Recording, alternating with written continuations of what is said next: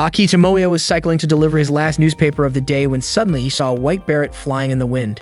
He quickly pedaled to chase after it, and when he finally caught it, he looked back to see who owned it. There stood a beautiful young woman gazing at him. And with that, his fate in this spring season began. The alarm in Tomoya's room rang, prompting him to get up and prepare to head out, but not before he greeted the anime poster on his wall. He set off to deliver newspapers early in the morning, greeting his neighbor who subscribed to the paper.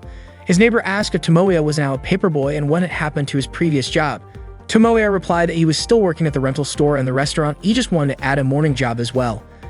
The neighbor praised Tomoya for being so diligent and asked if it was difficult for him to balance work with school. Tomoya admitted he could manage it, especially since he had a big goal he was working toward. Wasting time wasn't an option, so he bid farewell and went on his way. His neighbor wondered what anime Tomoya was currently obsessed with. This morning marked the first day of the new school year at Toyobasaki Private Academy. Sawamura Spencer Ariri was looking at the announcement board of the class lists. All her friends greeted her. This year, Ariri was in Class 2G with Kyo Isumaki and Azusa Satomi, and she was glad to be in the same class as them. Suddenly, she noticed a girl arriving, staring at her even as she passed through the school gate. Tomoya was in Class 2B this year, and he was once again in the same class as Kamibu Yoshihiko. Yoshihiko greeted him, but Tomoya asked him not to bother him because he was busy. Yoshihiko guessed that Tomoya must be compiling info on winter anime or reviewing the light novel released last March. However, it turned out Tomoya had already completed that. He had summarized the anime within 24 hours of the final episode airing, reviewed the novel 3 days after its release, and had even completed the game review. Tomoya's mission was to provide helpful news without spoilers, allowing his readers to enjoy it fully. Yoshihiko called Tomoya a unique kind of blogger and asked what he was working on now. Tomoya explained that he had an important mission, a masterpiece project that would be the beginning of an otaku's life. Just then, Yoshihiko froze, staring out the classroom window and urged Tomoya to look too. Tomoya was annoyed by Yoshihiko's sudden distraction just after he'd answered his question. But Yoshihiko was watching Ariri. She was a half-Japanese, wealthy girl whose father was a British diplomat. What's more, she was the star of the art club, and her artwork had even been accepted for the city art exhibition right after she enrolled here. Tomoya asked why Yoshihiko was so interested in her, and Yoshihiko said Ariri looked even more charming this year. Tomoya asked if Yoshihiko still liked three-dimensional girls, especially when Tomoya himself had already committed to two-dimensional girls.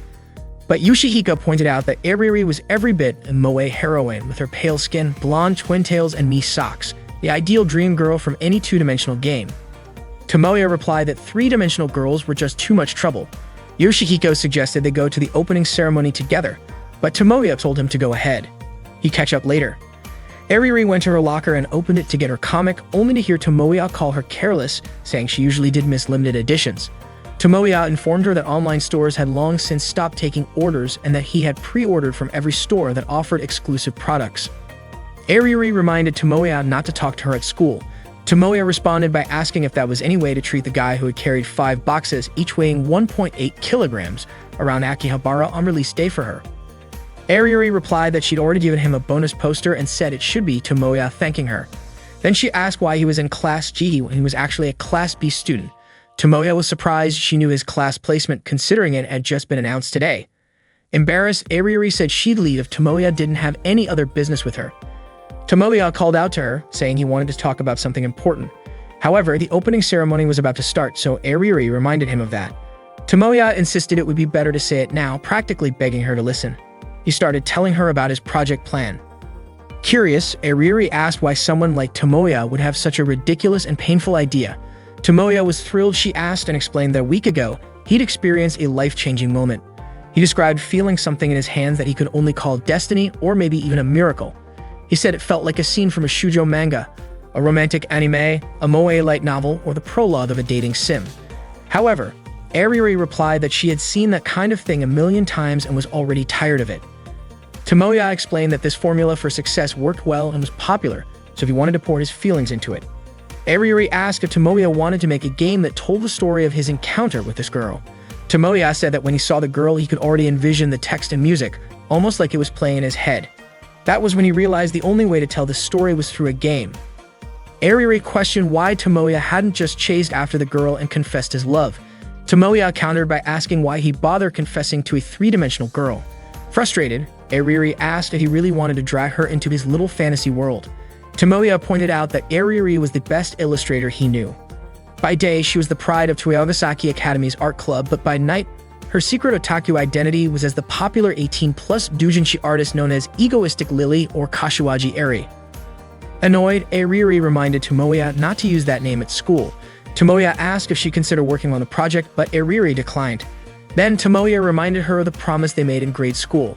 Back then, Tomoya had told her that one day he would be the director of a game company, and when that day came, he would hire her. Ariri had said she would wait for him no matter how long it took and become an artist for his game company. With a toss of her hair, Ariri brushed it off, saying no grade school kid makes a future promise with that much detail. Ariri told Tomoya that if he was really serious about his project, he should be creating the illustrations and script himself, since that's what true doujin artists do.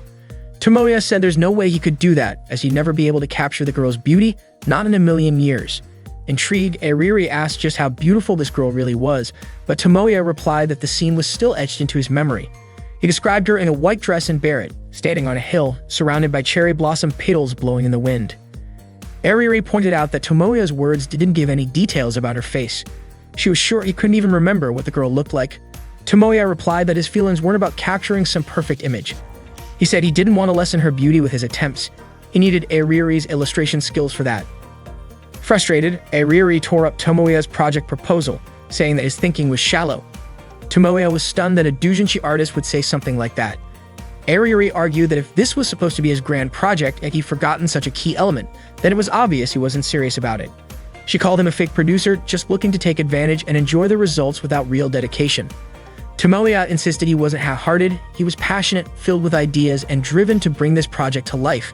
Ariri, unimpressed, questioned whether all his ideas fit on a single piece of paper. She suggested it was probably just a simple plot about a boy meeting a mysterious girl, getting close to her, kissing, and then ending it. She scoffed that his so-called unique vision could be summed up in a single sentence. Ariri walked away, ignoring Tomoya's pleas to hear him out. He told her he'd be waiting in the AV lab after school, but Ariri replied it was far too late for him to convince her now. During the opening ceremony, Yoshihiko noticed how dejected Tomoya looked and asked if he'd been rejected by a girl on the first day of school. Tomoya denied it, saying he was just dealing with a major crisis between him and his fresh start as an otaku. But, as usual, Yoshihiko wasn't really listening. Instead, he pointed out a girl named Kasumigoka Utaha. She was the smartest student in the school, ranking number 1 in her class for 2 years straight. Rumor had it that she lived in her own world, always slept in class, and never did her homework. Yet no teacher dared to scold her. Tomoya called Yoshihiko out for acting like he knew Utaha when he'd never actually met her. Utaha was indeed gorgeous and widely considered one of the 2 most beautiful girls at Toyogasaki Academy. Some people even said she was the dark side to Ariri's light side.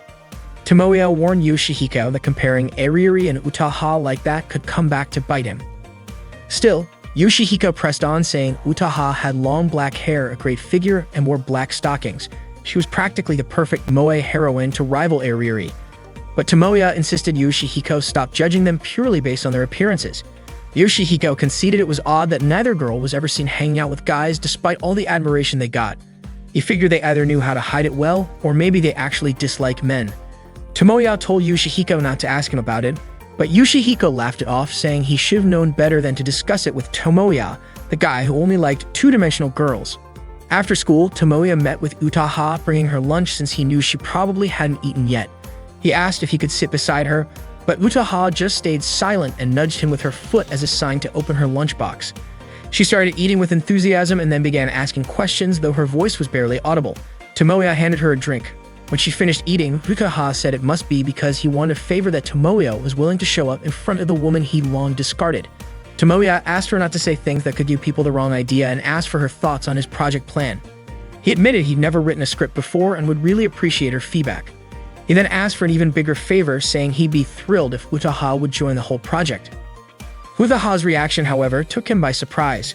She immediately crumpled the project proposal paper, saying, "Trash is trash, filth is filth, and ashes remain ashes."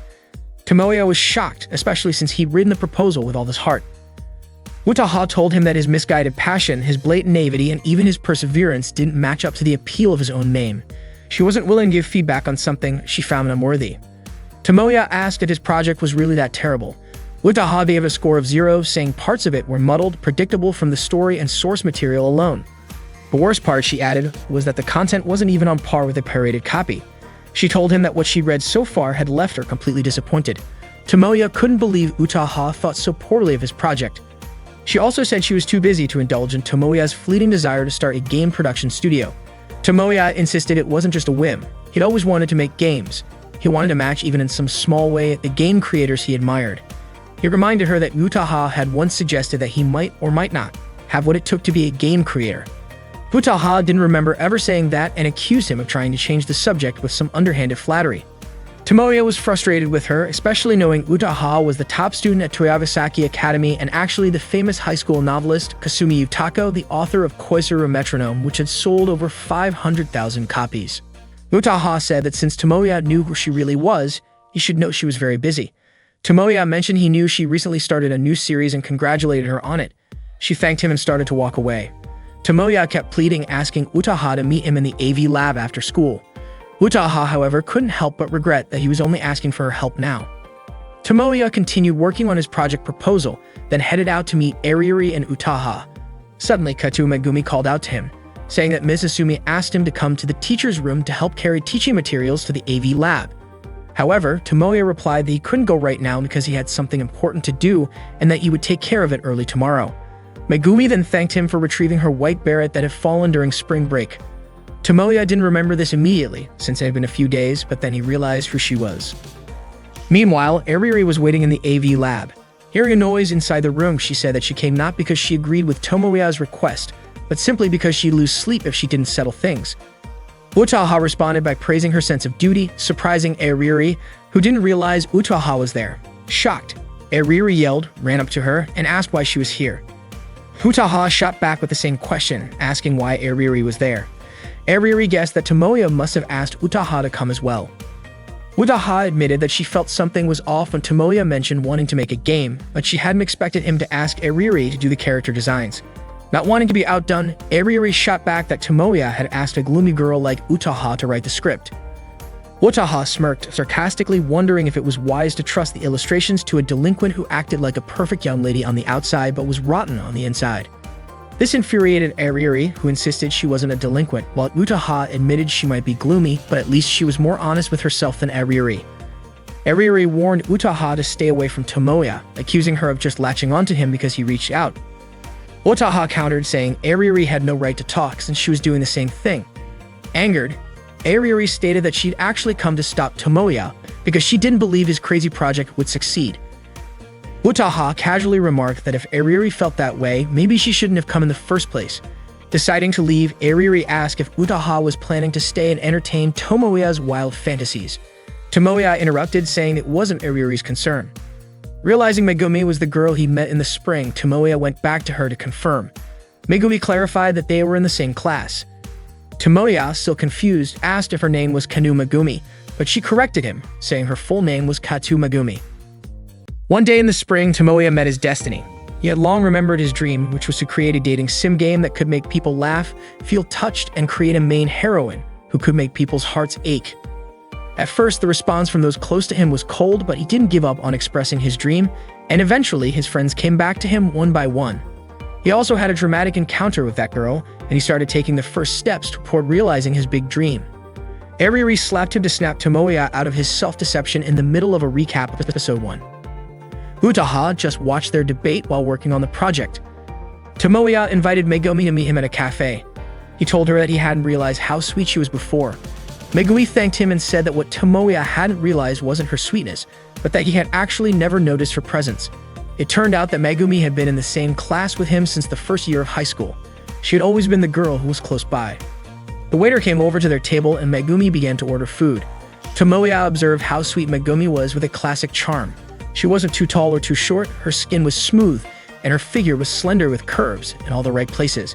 It was clear she was a sweet girl, and Tomoya felt a sense of fate connecting him to her. Megumi thanked Tomoya for treating her, but Tomoya apologized for suddenly inviting her to meet. It was a coincidence that Megumi had no plans that day, so she was able to accept his invitation. Tomoya asked about her hat, and Megumi explained that she had given it to her cousin since he had stopped by and liked it, so she gave it to him as a gift. Tomoya realized that this meeting wasn't just about family obligations. Megumi then asked why Tomoya had asked her that, and Tomoya just thought it was a coincidence. However, Megumi said that if Tomoya noticed her, just like how he noticed him, then it wasn't a coincidence. Tomoya complimented Megumi's good memory, saying she could remember such an insignificant otaku. Megumi told him that even though Tomoya was an otaku, he shouldn't consider himself unimportant. Tomoya believed he had no appeal at all. Megumi then pointed out that Tomoya was one of the 3 popular kids at school.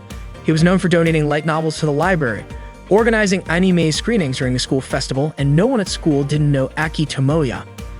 Tomoya still didn't believe it because the otaku population had sharply increased, and they were still looked down upon by society. Megumi then said she was the opposite of Tomoya, that she was truly boring. Her grades weren't that great, she wasn't in any clubs, and she had never served in any class leadership positions. Megumi also admitted that she didn't have many friends, but she wasn't interested in making new ones.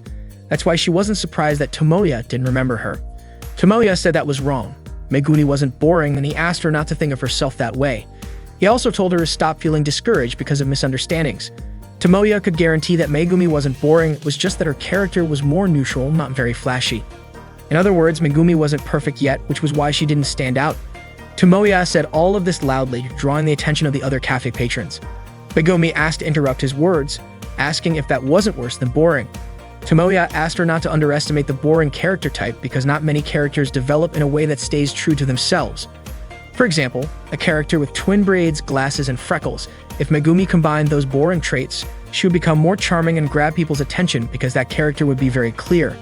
Tomoya then asked if Megumi had any unique traits that would make her unforgettable when someone looked at her, and the answer was obviously no. Tomoya emphasized once again that Megumi was sweet from the beginning and her character didn't match up at all, and there was something that needed to be done about her personality flaws. Megumi interrupted again, asking if her personality flaws were a problem for Tomoya. Tomoya replied that it was clearly his concern because Megumi needed to be someone special and her personality needed to be clear. Megumi asked what all of that was for, and Tomoya finally said that Megumi was the girl who should be the heroine of his game. Megumi asked again if that was Tomoya's way of confessing his love to her. Tomoya was confused. Megumi did know that Tomoya was talking to her, but it felt like his gaze was looking at something far away. Tomoya thought it wasn't that he was looking far, but more like from a different dimension. He begged Megumi to help him regain his passion for creating again. Megumi was still confused by what Tomoya was talking about, and he pleaded with her to help him bring back his dream. Megumi then asked if Tomoya was dating the 2 most beautiful girls in school. Tomoya responded that there were 3 mistakes in what she just said. First, the most beautiful girls in school only existed in dating sim game and didn't exist in real life. Second, dating 2 beautiful girls at school was not true. And third, the biggest mistake was that a 2D otaku like him could have a 3D girlfriend. Megumi asked then who the girl outside the window was to Tomoya. It turned out that Eriri and Utaha were watching him from outside the cafe window. They then joined Tomoya and Megumi at their table. Megumi asked why Eriri and Utaha were here. Tomoya said that if Megumi recognized them, things wouldn't be so complicated. Megumi recognized both of them as the 2 most beautiful girls at Toyogasaki Academy. Tomoya asked Megumi to stop mixing up dating sim game with reality. But Megumi said that now she was with 3 famous people from Toyogasaki Academy. She felt like just a speck of dust among them. Tomoya told her that although Eriri and Utaha might seem intimidating, they weren't that bad. Even though they had foul mouths and bad personalities, they were otaku on a much higher level than him. Tomoya introduced Eriri and Utaha as members of his game circle. Eriri was the illustrator and Utaha was the scriptwriter. Megumi still didn't understand any of this. Utaha then said that she didn't understand it either and immediately stepped on Tomoya's foot, saying that this was how a guy who had made plans with a girl ended up hanging out with another girl instead. Tomoya introduced Megumi as the newest member of the circle and the main heroine of the game they were going to create. Megumi said that she had just learned about all of this and Tomoya assigned her a role in the project. Eriri stared at Megumi, making Megumi ask Tomoya why Eriri was staring at her.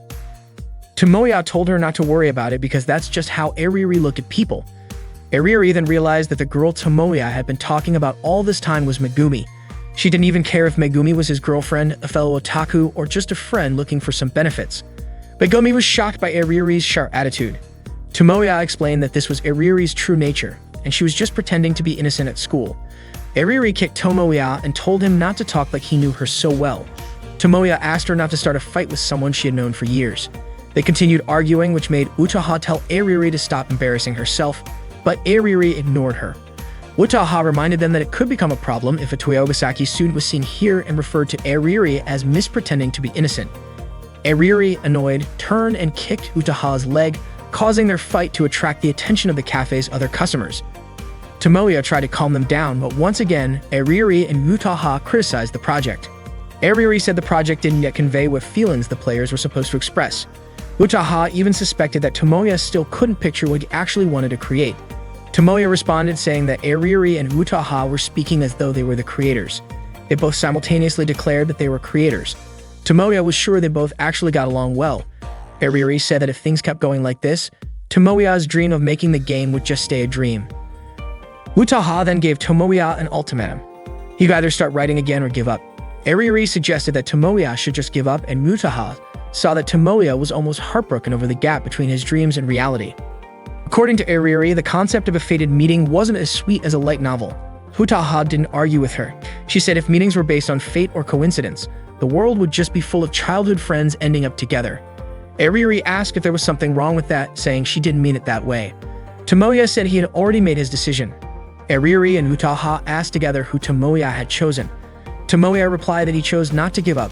He would rewrite as many times as needed until Aririri and Utaha approved.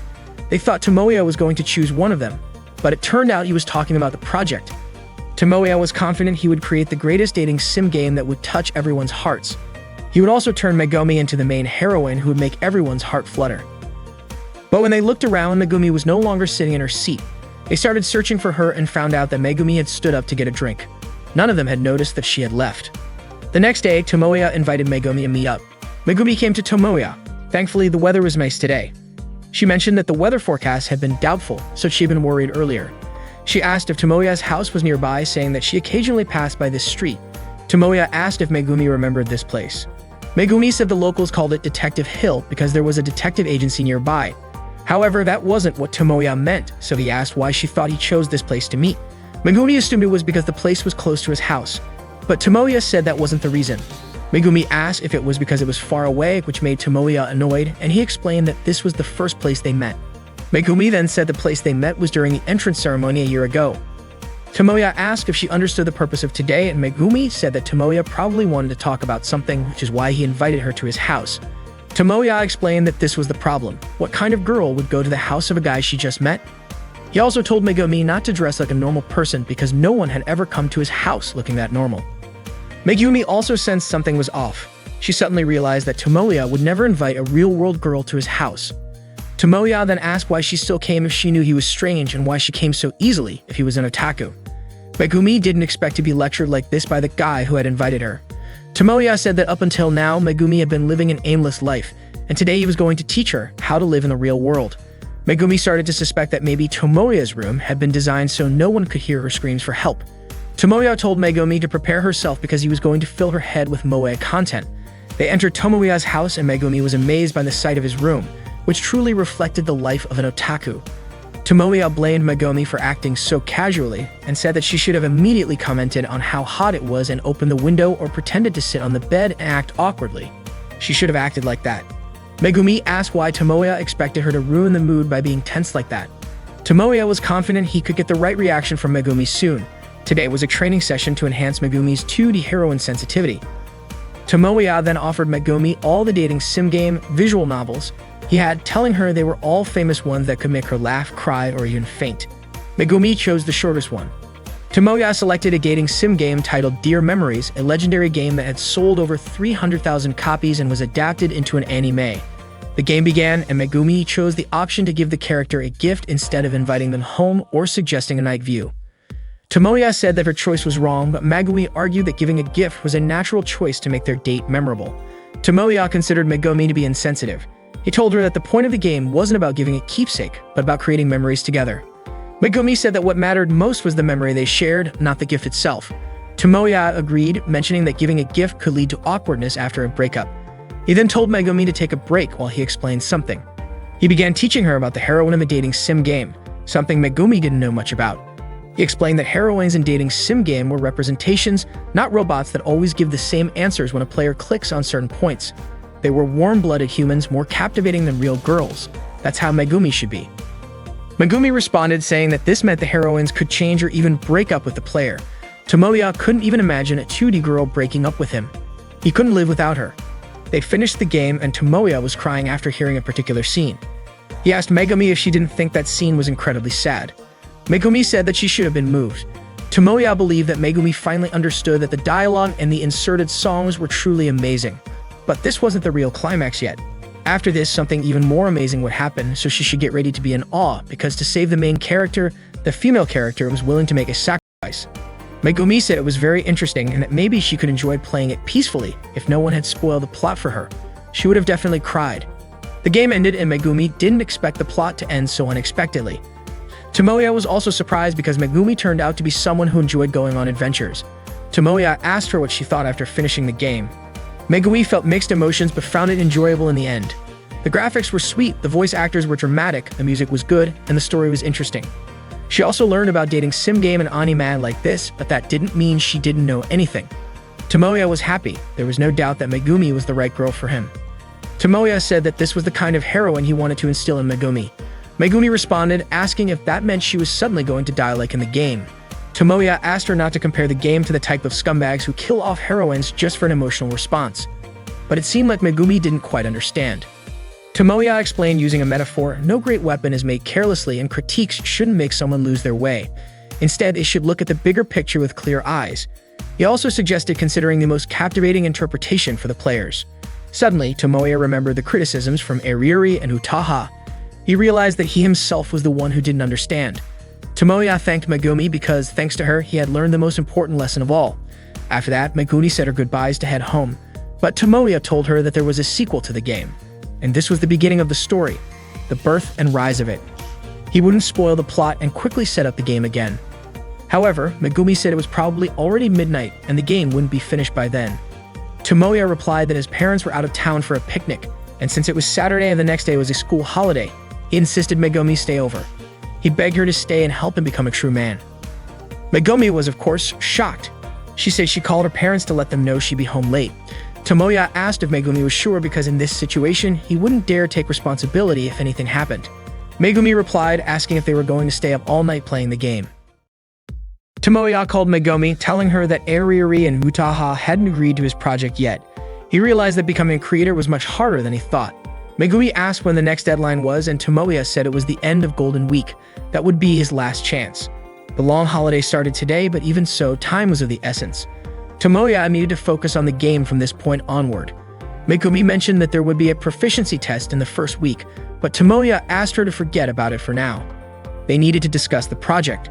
They had to get Eriri and Utaha involved and create the best dating sim game ever. Unfortunately, Megumi couldn't come because she was on vacation in Hokkaido with her family until the end of Golden Week. Tomoya motivated himself to start the project right away while he still had 4 days left before the deadline. He banned himself from watching anime, playing games, or reading light novels. He even put tape over his anime shelf to prevent himself from being tempted. However, he couldn't resist. He initially planned to read just one book to give himself a boost, but ended up reading several books and fell asleep. His attempt to stay focused had backfired. He decided to step out for a drink. Suddenly, he heard a voice asking for cola. He went to the fridge and grabbed 2 drinks, only to realize someone was in his room. He quickly went back to his room with the drinks, shocked to see Eriri there. Eriri told him to put the drinks down in a safe spot because she was afraid of spilling them on her sketch. Tomoya felt his schedule was ruined because Eriri had just barged into his room. Eriri had rung the bell earlier but got no response. It had been a few years since Eriri last visited, as they hadn't spoken to each other in years. Tomoya asked why she had come, and it turned out she wanted to work on her drawing for an event this weekend. Tomoya yelled, warning her not to visit a guy's house to work on inappropriate drawings. But what could she do? She had a deadline this month and couldn't draw at home because her father was hosting a garden party with many guests. Eriri couldn't just lock herself in her room, especially since even the foreign minister was at the party. Tomoya asked if her appearance at home was meant to seem disconnected from the girl he knew. They both went back to their work. Eriri then asked about the progress on Tomoya's project. Tomoya said he still had 3 days left and plenty of time to work on it. Eriri concluded that there hadn't been any progress, because when a creator starts using the number of days left as an excuse, it's clear they're behind schedule. This hit Tomoya hard and made him feel even more down. Eriri told him to just give up, saying that creating a game was too difficult for him. Tomoya replied that they still didn't know the outcome, especially since they had made many things together in the past that turned out bad. They used to make ugly drawings, bad stories, and happily shared them with each other. But Eriri said she didn't remember them ever doing that. Now she was part of a famous circle, and whatever Eriri could do, Tomoya could do as well. Tomoya would do what he loved, and one day he would become a creator more popular than Iriri. Iriri said that if Tomoya could do that, he wouldn't need to worry about her. Hearing that, Tomoya thought that Iriri had come here to cheer him up. Iriri yelled in frustration and told Tomoya not to think weird things about her. Tomoya called Iriri an ultimate tsundere, but Iriri replied that she wasn't being tsundere anymore, she just didn't care about him at all. Suddenly, the doorbell rang and Iriri got upset because someone had arrived just when she and Tomoya were talking about something important. Iriri immediately jumped onto the bed to look out the window, and she was shocked to see who had come to Tomoya's house. It was Utaha. She mentioned that Tomoya's room was tittier than she had imagined, even though it was clearly the room of an otaku. Tomoya quickly cleaned up the drinking glass and Iriri's pencil, and he asked Utaha why she had come over since it was the first time she had visited his house. Even though it was Utaha's first time coming here, she didn't feel nervous at all. In fact, she had been looking forward to spending time alone with Tomoya today. Utaha cornered Tomoya against the wall and said that he couldn't run away from her anymore. Tomoya's house was indeed known for treating guests like royalty, but Utaha's touch made him nervous, and he yelled that he would make sure she got home safely. Utaha was actually just joking. She had brought cake and said she only came to visit the frontline soldier and ask how the battle was going. Tomoya said that he hadn't even started yet. Utaha had been hoping for more than that. Tomoya admitted that he had learned from his past failures and that approach wouldn't work on people who worked in the same field. Utaha grabbed Tomoya's hand and told him not to push himself too hard with this.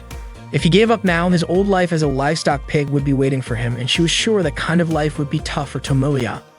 Tomoya said that hearing himself being directly called a livestock pig made his feelings a little mixed. Utaha said that the life of a creator may seem glamorous, but it wasn't as beautiful as it looked. Deadlines could make people go crazy, the competition was tough, and no one knew when their talent would disappear.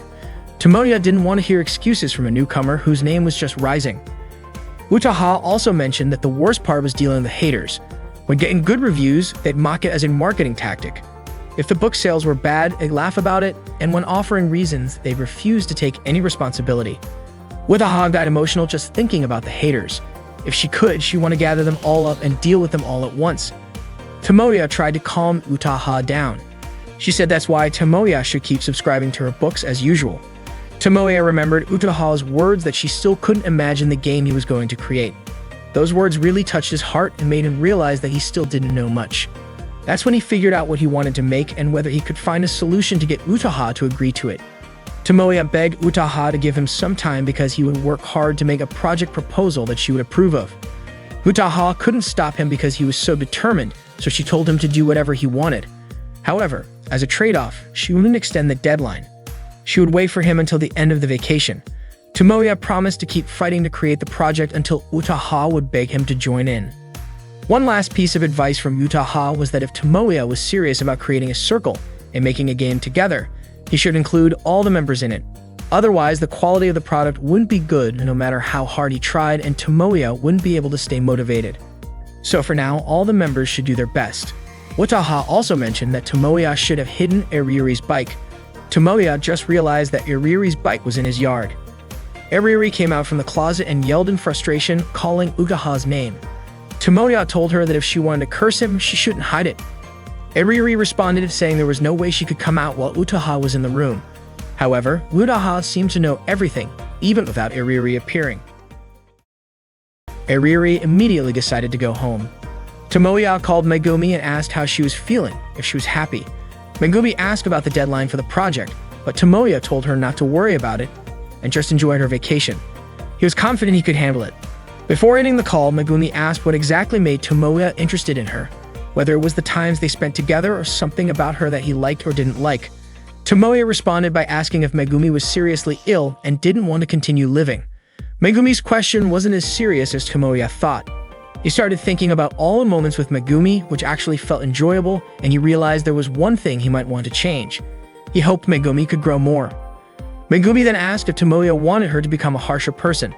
Tomoya clarified that he didn't mean that. Iriri and Utaha were the harsh ones in his life. Megumi then wondered why Iriri and Utaha were so different, and said she would think about it herself before hanging up the phone. Tomoya began thinking about creating a proposal, but once again, he ended up reading a book, browsing a light novel blog, and eventually falling asleep. Once again, he had wasted time.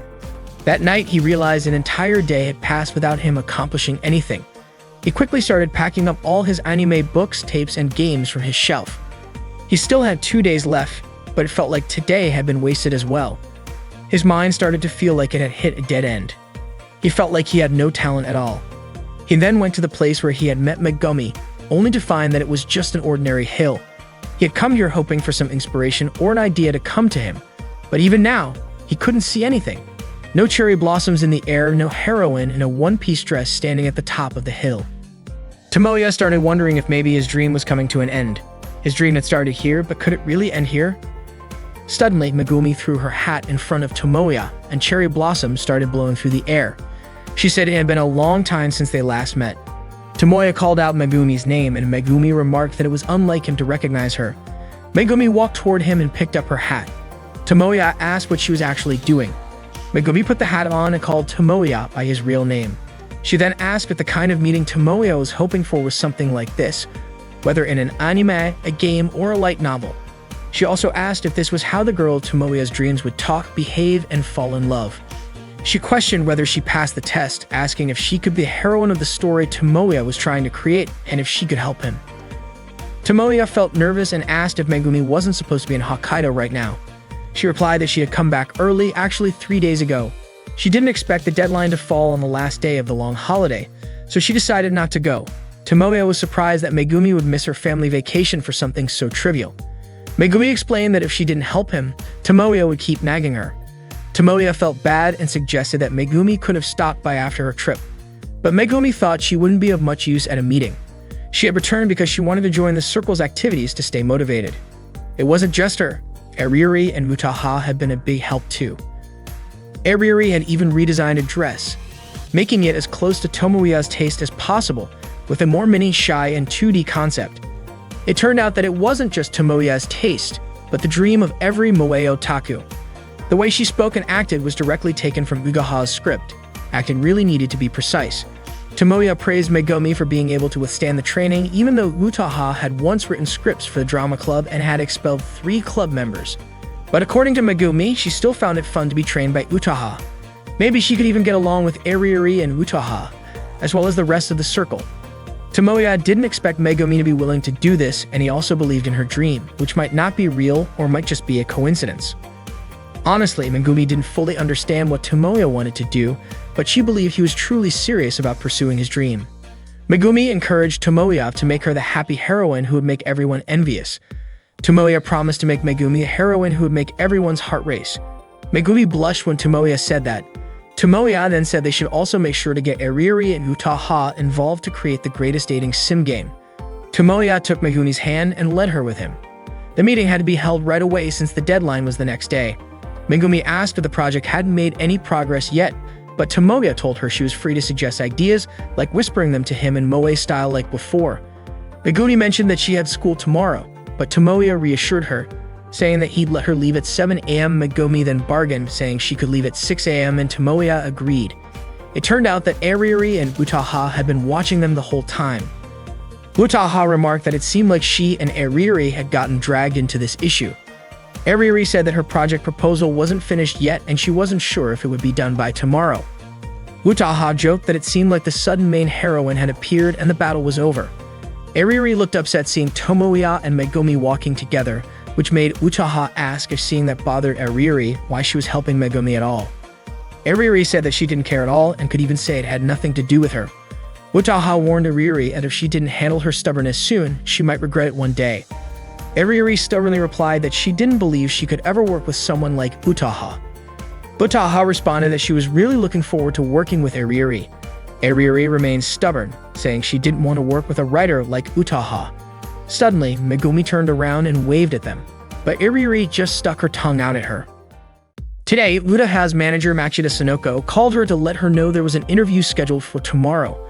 Utaha agreed to do the interview, saying she had made progress on the storyline for her new book. Sonoko, however, questioned whether Utaha's words could be trusted.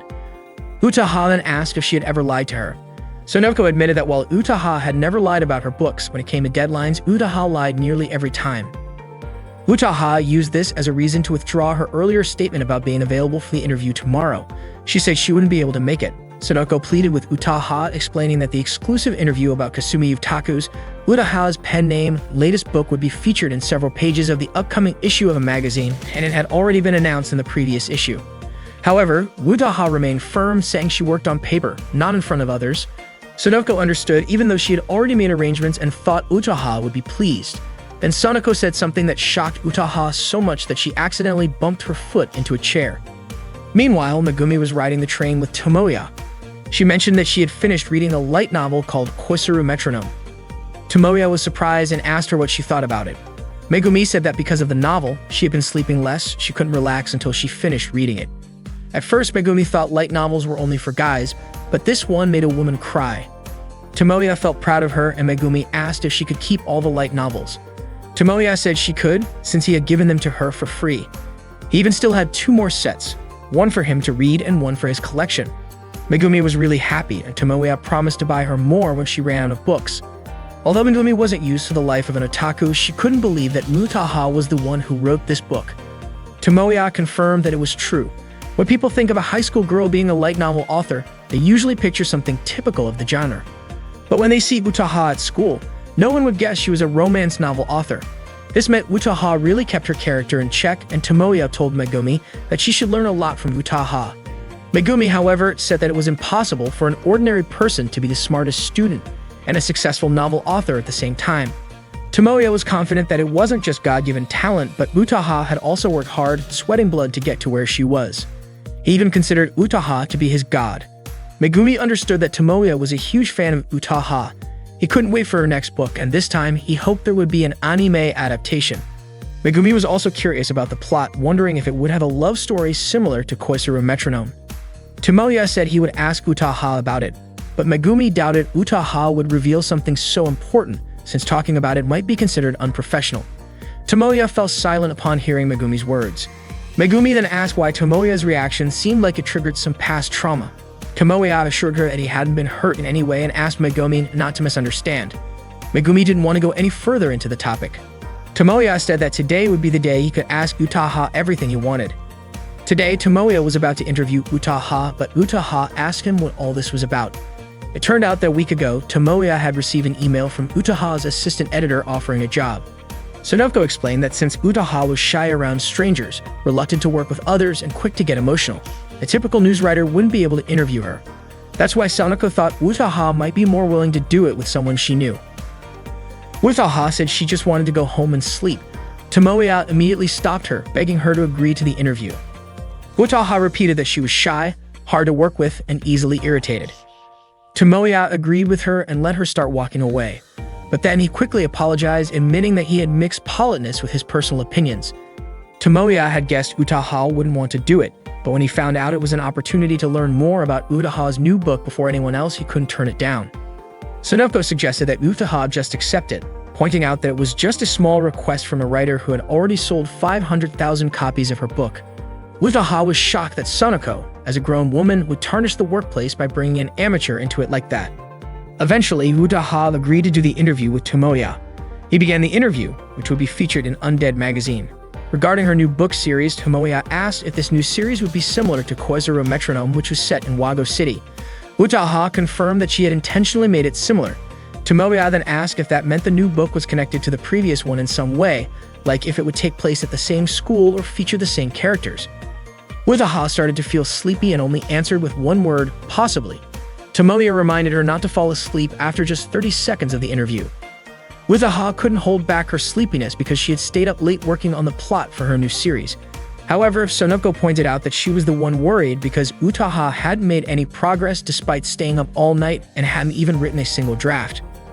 Utaha then fell into a deep sleep. The table was now covered with various energy drinks to keep Utaha from falling asleep again. Tomoya continued with his questions. He mentioned that the continuation of Utaha's book Koisaru Metronome was highly anticipated, but it seemed like Utaha was under pressure because of the high expectations. Utaha simply said one word, no. Tomoya clarified, asking if she meant that no matter how much her life changed, it wouldn't affect her work, and she would continue to give her best. Utaha said that honestly, she wasn't sure her new series would sell as well as her previous one, purely because of her own abilities. Tomoya asked if it was because of the support from her readers that made Koizuru Metronome a hit and hoped that everyone would like her new series. Utaha remained indifferent in her response. Tomoya then praised Utaha for her outstanding involvement, saying it was the key to her success. However, Utaha responded that it was because of Tomoya that Koizuru Metronome sold so well. Tomoya insisted that his actions didn't have much of an impact. Sonoko, however, pointed out that Utaha's statement was half true because there had been a significant boost in sales after the book was featured on Tomoya's site.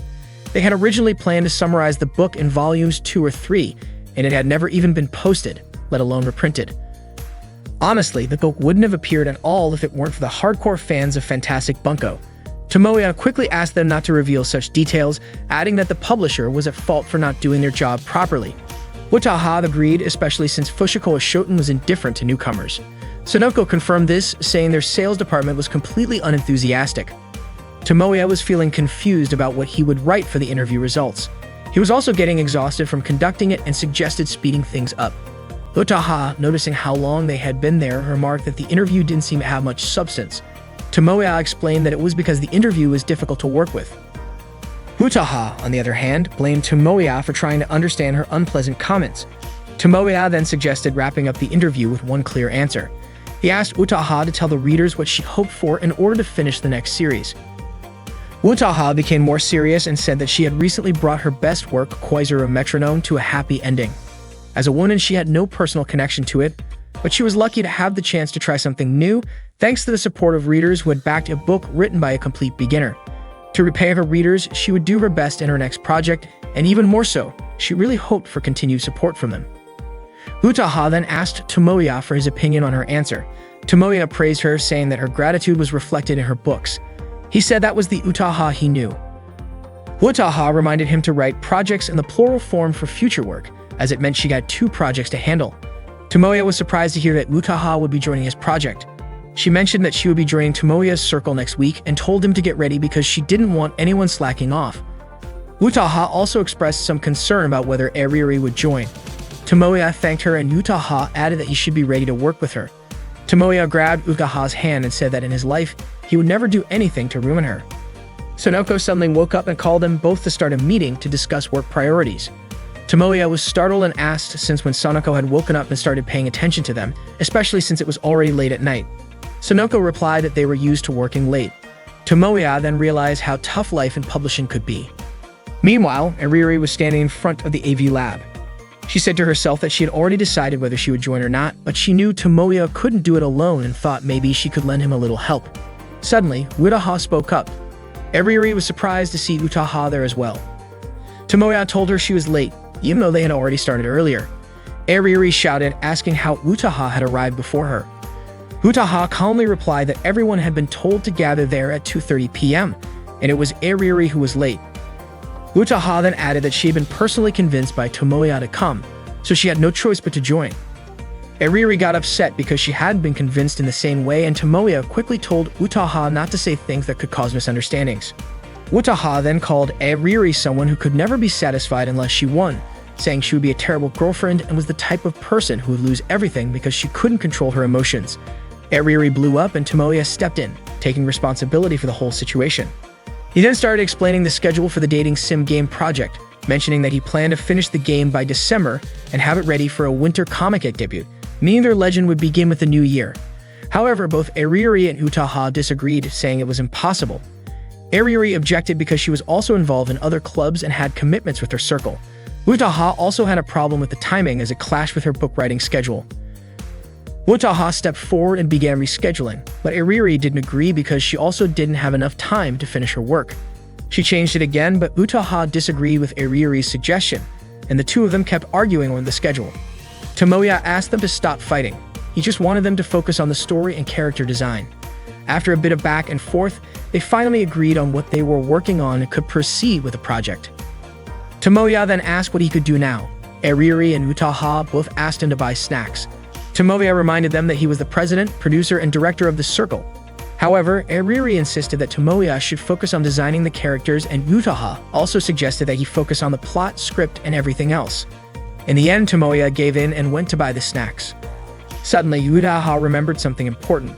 The key to the project's success was raising funds for expenses like DVD production, packaging, manuals, printing costs, and more. The estimated total could range from 100,000 yen to 1 million yen. Tomoya was shocked to hear that because no high school student had that kind of money. However, Ariri argued, explaining the details of the costs at Comiket, starting from book sales, printing fees, and profits. Similarly, Utaha explained the breakdown of her first book sales, printing costs, and royalties she earned. The amount was considerable, and Tomoya asked if they had already filed a tax return. Seeing that Tomoya seemed overwhelmed by the budget, Utaha offered to lend him the money, but not for free, and assured him it wouldn't come with high interest. Utaha only asked for a small favor in return. Tomoya moved closer and Utaha was about to whisper something, but Ariri quickly separated their heads, which had been close together. She was upset and hit Tomoya. Utaha said that financial issues couldn't be avoided, and someone had to know how to handle them. Ariri yelled at Utaha to stop pretending, saying that wasn't the issue she had with her. The two of them started arguing again over this, and Tomoya intervened. He wondered why fighting seemed to be a regular thing in their circle. He told them he would do something about the money issue, but in return, Ariri had to be serious about drawing moe characters, and Utaha had to write a script that could make people cry. They agreed to their respective tasks. Suddenly, Megumi asked what she was supposed to do. That was when the three of them realized that Megumi was also in the room. The next day, Tomoya woke up early. He was working hard to meet his goal of raising 1 million yen, and he was confident he could exceed it by creating a dating sim game with the help of all the circle members. Tomoya started his day delivering newspapers, then worked as a laborer carrying heavy items. After school, he worked at a rental shop and a restaurant. He believed that he could make Megumi the best heroine ever and impress everyone. While Tomoya was working at the restaurant, he was surprised to see Megumi walk in with a guy to have dinner at the place where he worked. Megumi was just as surprised to learn that Tomoya worked part-time there. Tomoya asked about the guy calling out Megumi for being heartless toward him. At school, Megumi explained that the guy was her cousin. The day before, her whole family had visited, but the parents went out to do something, so instead of waiting around, she went out to dinner with her cousin. Megumi had no idea that Tomoya worked at that restaurant, even though Tomoya had visited it once a month. Tomoya was still upset. He had told Megumi that she needed to stand out more, but he didn't mean in a bad way like that time. He asked if she understood her current position. Megumi realized that she was just a second-year high school student with no noticeable presence dragged into an otaku circle at school. Tomoya said that was the old Megumi before she changed. The real Megumi was the heroine with pure beauty, the kind that could make people's hearts flutter. Megumi didn't know how to respond. Tomoya continued, explaining that a heroine exists for the protagonist, someone who would never do anything bad. She would never leave him for another guy. Megumi was confused by Tomoya's words, especially since the guy from last night was just her cousin. Tomoya pointed out that it was exactly because he was her cousin that it was a problem. Tomoya then shared a story from a dating sim game he once watched. A long time ago, when the heroine visited her grandmother's house, she sprained her ankle. Her cousin carried her home, and the two of them ended up walking back late at night, crying and becoming a bittersweet love memory. Tomoya pleaded with Megumi, saying she might find it unreasonable, annoying, or downright stupid, but he didn't want to see her with her cousin again. At the very least, Megumi should be a heroine who was only there for the protagonist, until the game was finished. Megumi apologized and told him that she and her cousin were going on a trip this weekend. Today, Ariri and Megumi are starting to work on their dating sim game project. Ariri asks Megumi to show an expression as if she's offended. Megumi, looking a bit confused, is then instructed by Ariri to imagine a situation where she has a date planned, but the guy doesn't show up and she has to scold him. Ariri even demonstrates the expression herself. However, Megumi replies that such behavior doesn't happen in real life, and so their circle's activities officially begin today. Tomoya is in charge of preparing snacks for the group. He notices Utaha typing "ah" repeatedly on her laptop and realizes it's her way of signaling that she wants to be fed. Tomoya complies, feeding her a snack which Utaha eagerly eats. She then types more as a request for another bite, and Tomoya feeds her again. Meanwhile, Tomoya occasionally glances at Ariri and Megumi, who are engaged in a discussion. Ariri asks Tomoya to buy her a new pencil because hers is broken. Turning back to Megumi, Ariri asks if she can manage to make a frustrated expression. She then instructs Megumi to imagine channeling all her anger into her temples. Megumi tries but still can't quite pull it off. Ariri then switches tactics, asking her to make a foolish expression. Megumi cycles through all the expressions she can muster, but none of them seem to satisfy Ariri. Frustrated, Ariri complains that Megumi isn't able to express any emotions typical of manga characters, and she's at a loss for how to handle it. Megumi, equally unsure, suggests that she wants to learn how to improve on her own. She stands up, walking around while reciting lines that Ariri had demonstrated earlier. Ariuri admits she's never faced a challenge this difficult before. She muses that if Megumi truly can emote, they could just make her play a character like Ayanami Rie. But Megumi's personality is too soft and half-hearted for that kind of role. Tomoya agrees, pointing out that Megumi's expressions are so subtle that her neutral face is her most distinctive feature. Ariuri is almost ready to give up, lamenting that she's never encountered someone so difficult to work with. Tomoya reminds them that they're on a tight deadline for the character design. Ariuri asks if they should have a meeting at Tomoya's house this weekend to get everything finalized. Suddenly, Tomoya asks Ariuri if she's ever been on a date. The question takes Ariuri by surprise. She presses her pencil so hard against the paper that it scratches deeply, startling Utaha into dropping her laptop. Ariuri yells so loudly that Tomoya wonders if his question was too serious. Ariuri scolds him, saying that hearing a question like that from an otaku like Tomoya could give someone a heart attack. She sarcastically asks if Tomoya is trying to ask her out. Unfortunately for Ariuri, that's not what Tomoya meant at all. He explains that it's just a gaming strategy exercise, imagining scenarios like reluctantly accompanying someone to the mall to shop for clothes or other girly items. He asks if such outings count as dates. Ariuri declares that she wouldn't go in the first place because malls are too crowded.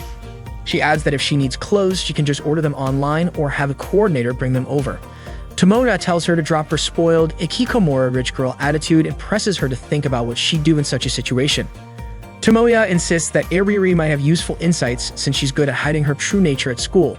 Realizing he's gone off topic, Tomoya apologizes for his strange comments and asks her to forget about it. Ariuri advises Tomoya that for his game strategy, he needs to be more attuned to the mood of the situation.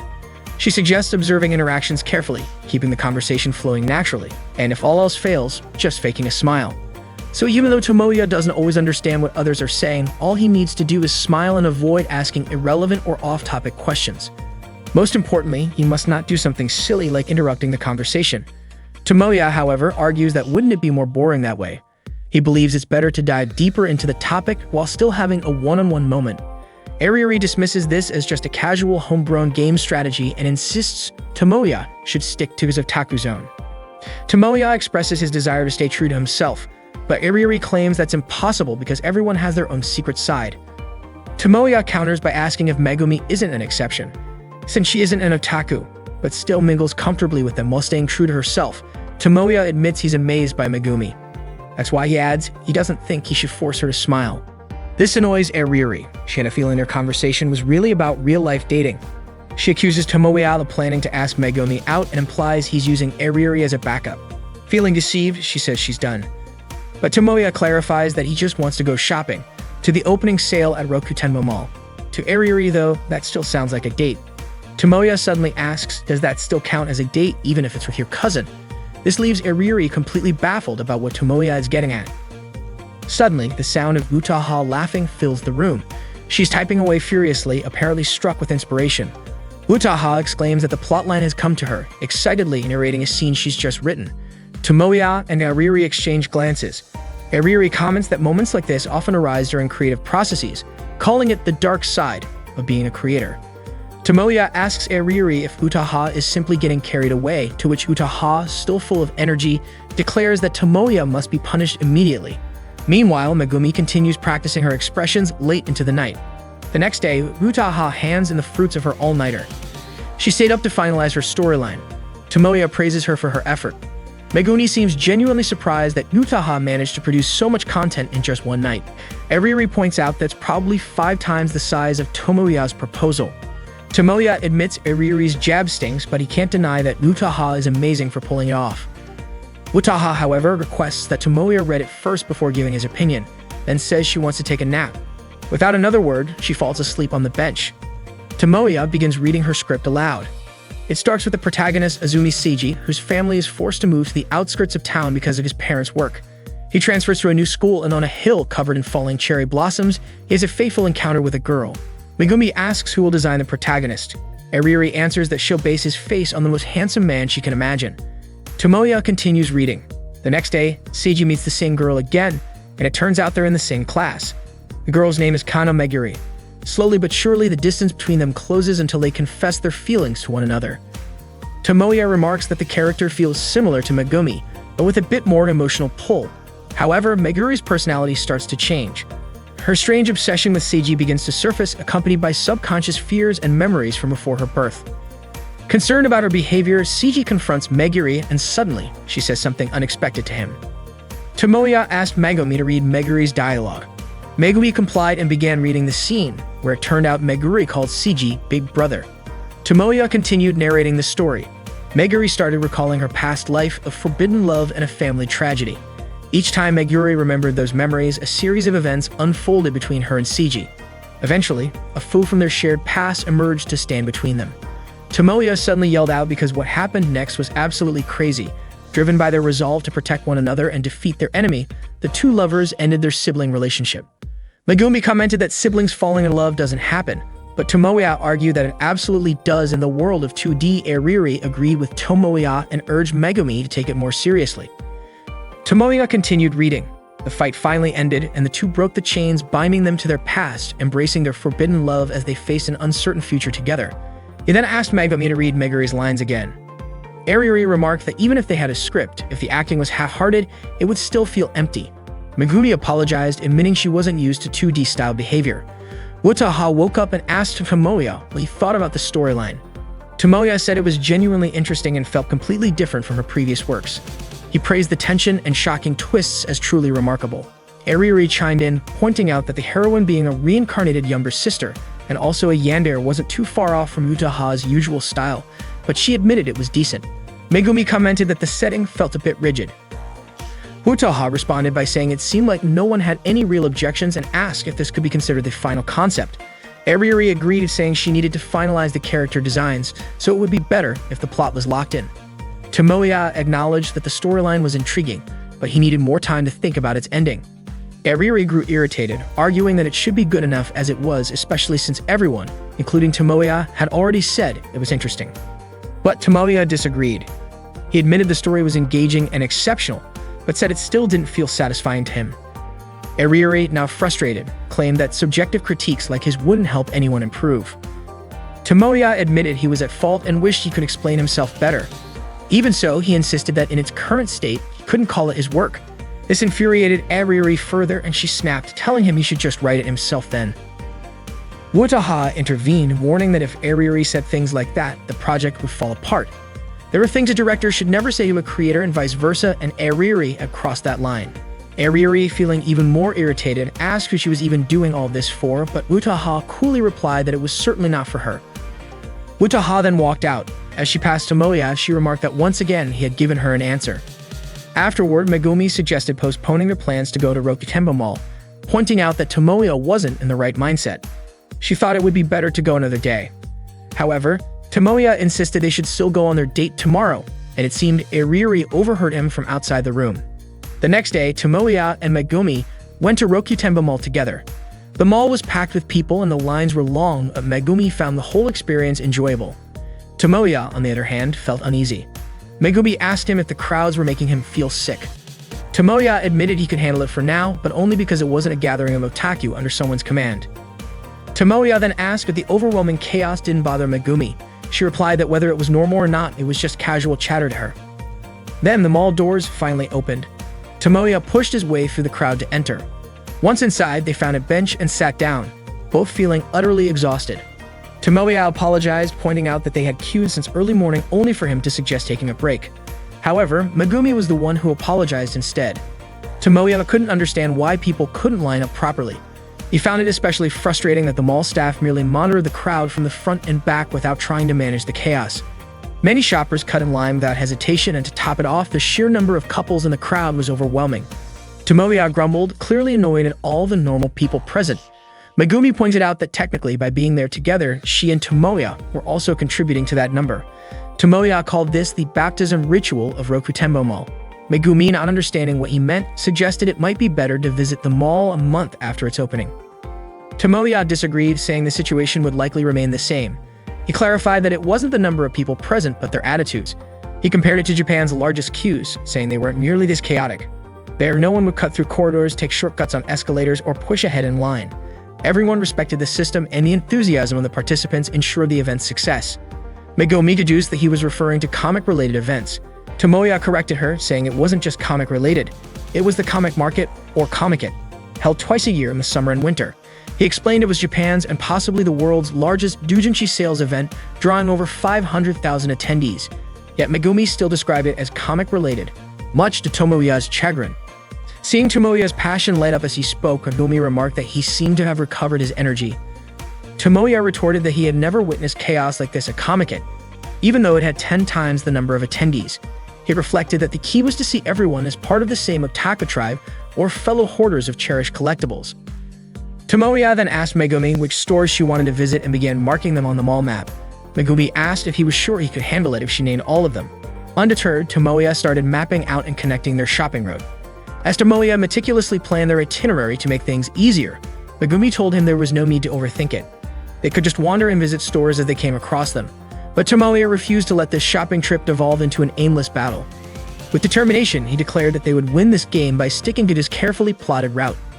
They successfully made their first purchase at the initial store on the list. However, Tomoya decided to change their route when he learned that the next store had a 2-hour wait time. Megumi thought this meant they would skip that store altogether, but Tomoya assured her it was too soon to give up. He explained that the current congestion was likely due to limited edition items only available that day. Once those items sold out, the crowd would probably thin out. Megumi couldn't believe how much thought Tomoya put into what seemed like an ordinary shopping trip. Tomoya explained that the frustration of not being able to buy something you've been eagerly anticipating is the same, whether you're an otaku or just a regular person. Megumi nodded in agreement. They continued to the next store. Although Tomoya was visibly tired, he kept cheering Megumi on. As the day wore on, the mall grew even more crowded, making their progress more challenging. Still, Tomoya encouraged her, saying that their timing would work out if they kept moving forward. At one point, Megumi accidentally bumped into someone and nearly fell. Thankfully, Tomoya quickly grabbed her arm, steadying her. He told her firmly not to let go of him. Battling through the dense crowd, Tomoya held on to Megumi as they made their way forward. Finally, they reached the last store on their list. Both of them felt a wave of relief and joy. Megumi was amazed that they managed to finish everything in just one day. She thanked Tomoya for all his effort. However, Tomoya brushed off her gratitude, saying that the exhaustion he'd felt in the past was far worse than this. Megumi suggested that Tomoya take a break, noticing how drained he looked. While browsing in the store, Tomoya spotted Megumi at a counter examining glasses. To his surprise, Megumi was picking out a pair for him. She carefully chose one and placed it on Tomoya's face, saying it was a gift to thank him for accompanying her today. Tomoya was stunned. For a moment, it was as if he were seeing Megumi in the 2D version of his dreams. He thanked her sincerely but also apologized, explaining that he couldn't walk her home because he had another place he needed to go. At the release celebration for Koizuru Metronome Volume 2, a fan signing event featuring Utaha was held. Tomoya, a devoted fan of Koizuru Metronome, attended the event. Despite having read the first volume over 20 times, he still found himself moved to tears each time. Tomoya shared that when Naoto tried to win Seiyuka's heart in Chapter 6, it was deeply touching, but the misunderstandings they faced later became frustrating. He also admitted that at first he struggled to understand Seiyuka's character and thought process. However, by the 5th read-through, he started to suspect the story might be based on Utaha's own experiences. Each subsequent reading brought new understanding. While he humbly confessed he might not be the best reader, he emphasized how profound the story of Koizuru Metronome felt to him. Utaha then asked if Tomoya was a student at Toyamasaki High School and instructed him to call her senpai. Later, Tomoya tried calling Utaha, but she didn't pick up.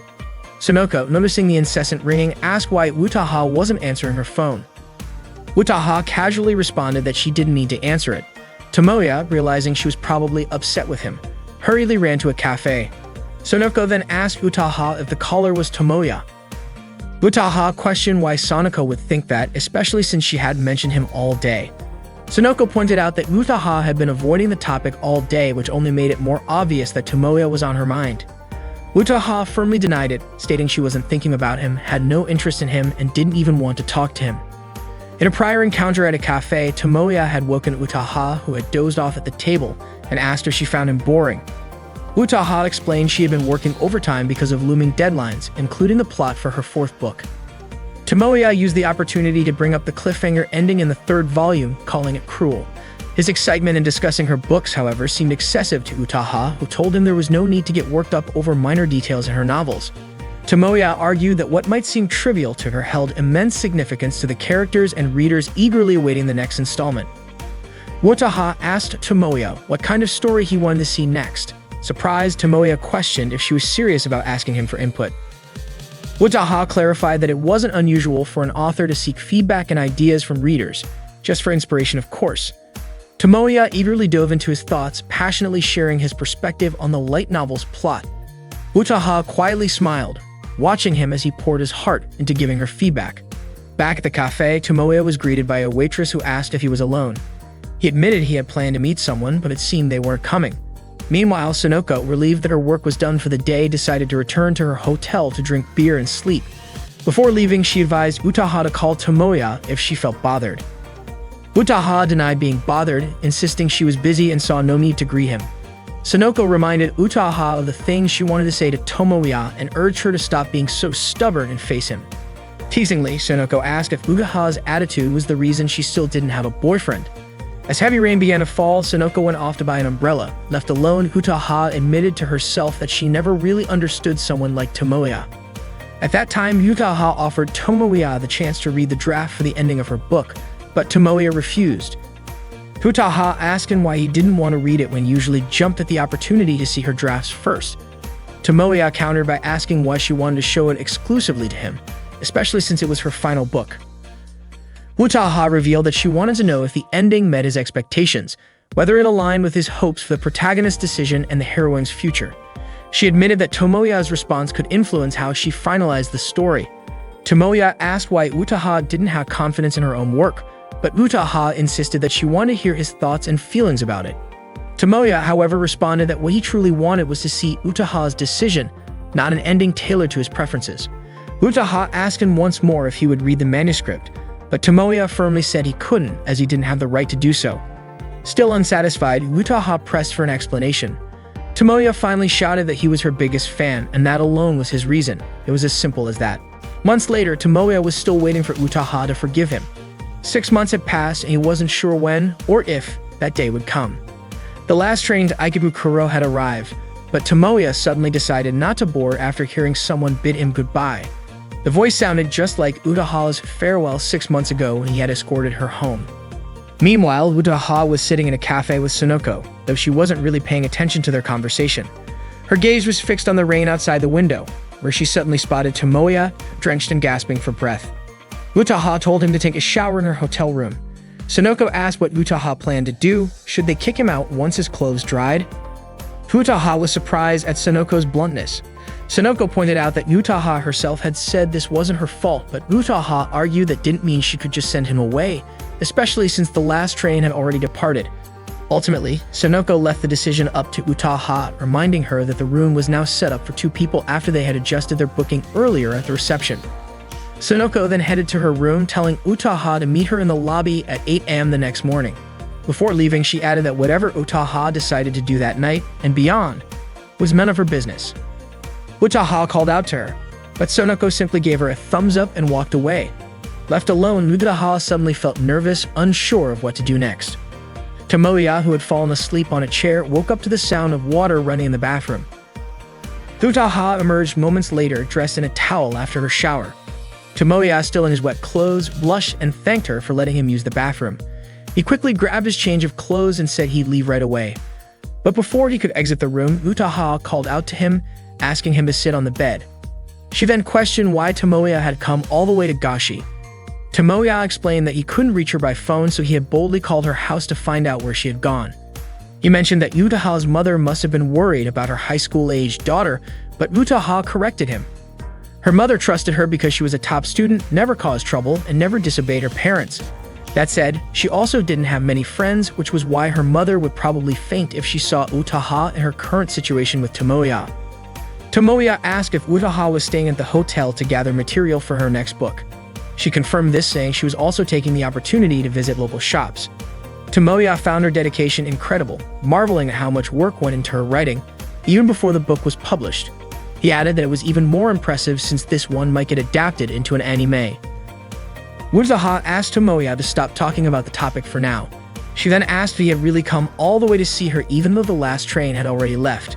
Tomoya admitted it, and Utaha called him a complete fool before resting her head on his shoulder.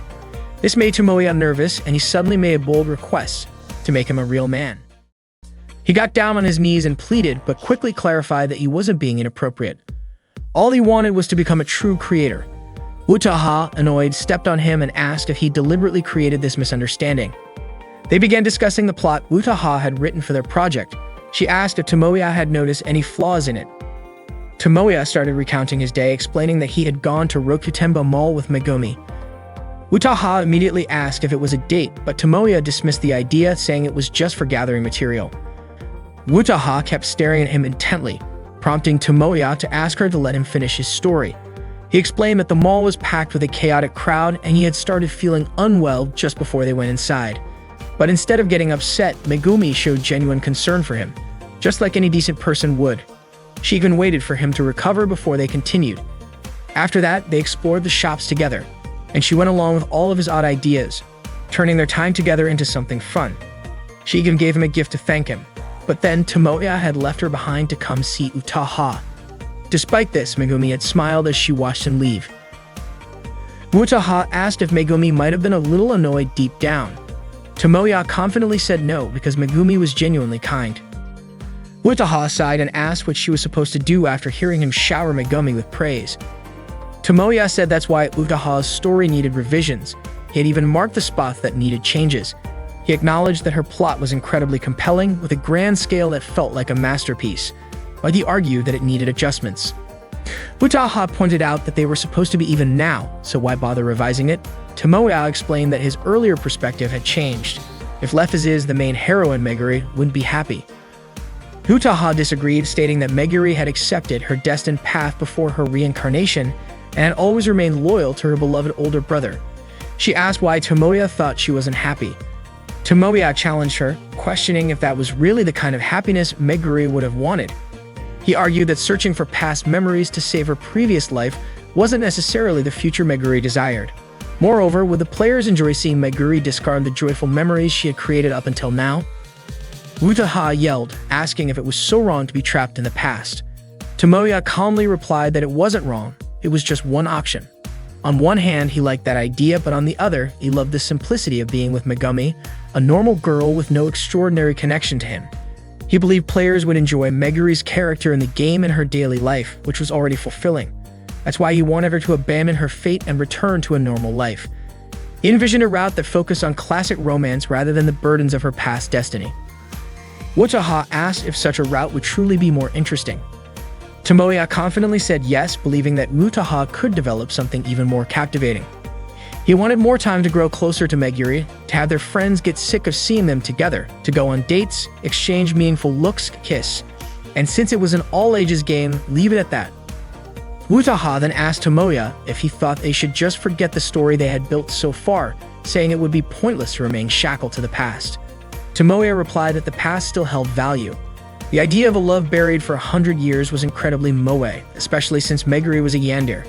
He added that the thought of them both cherishing their shared memories sounded perfect, abandoning everything else to live in a world that meant so much to them.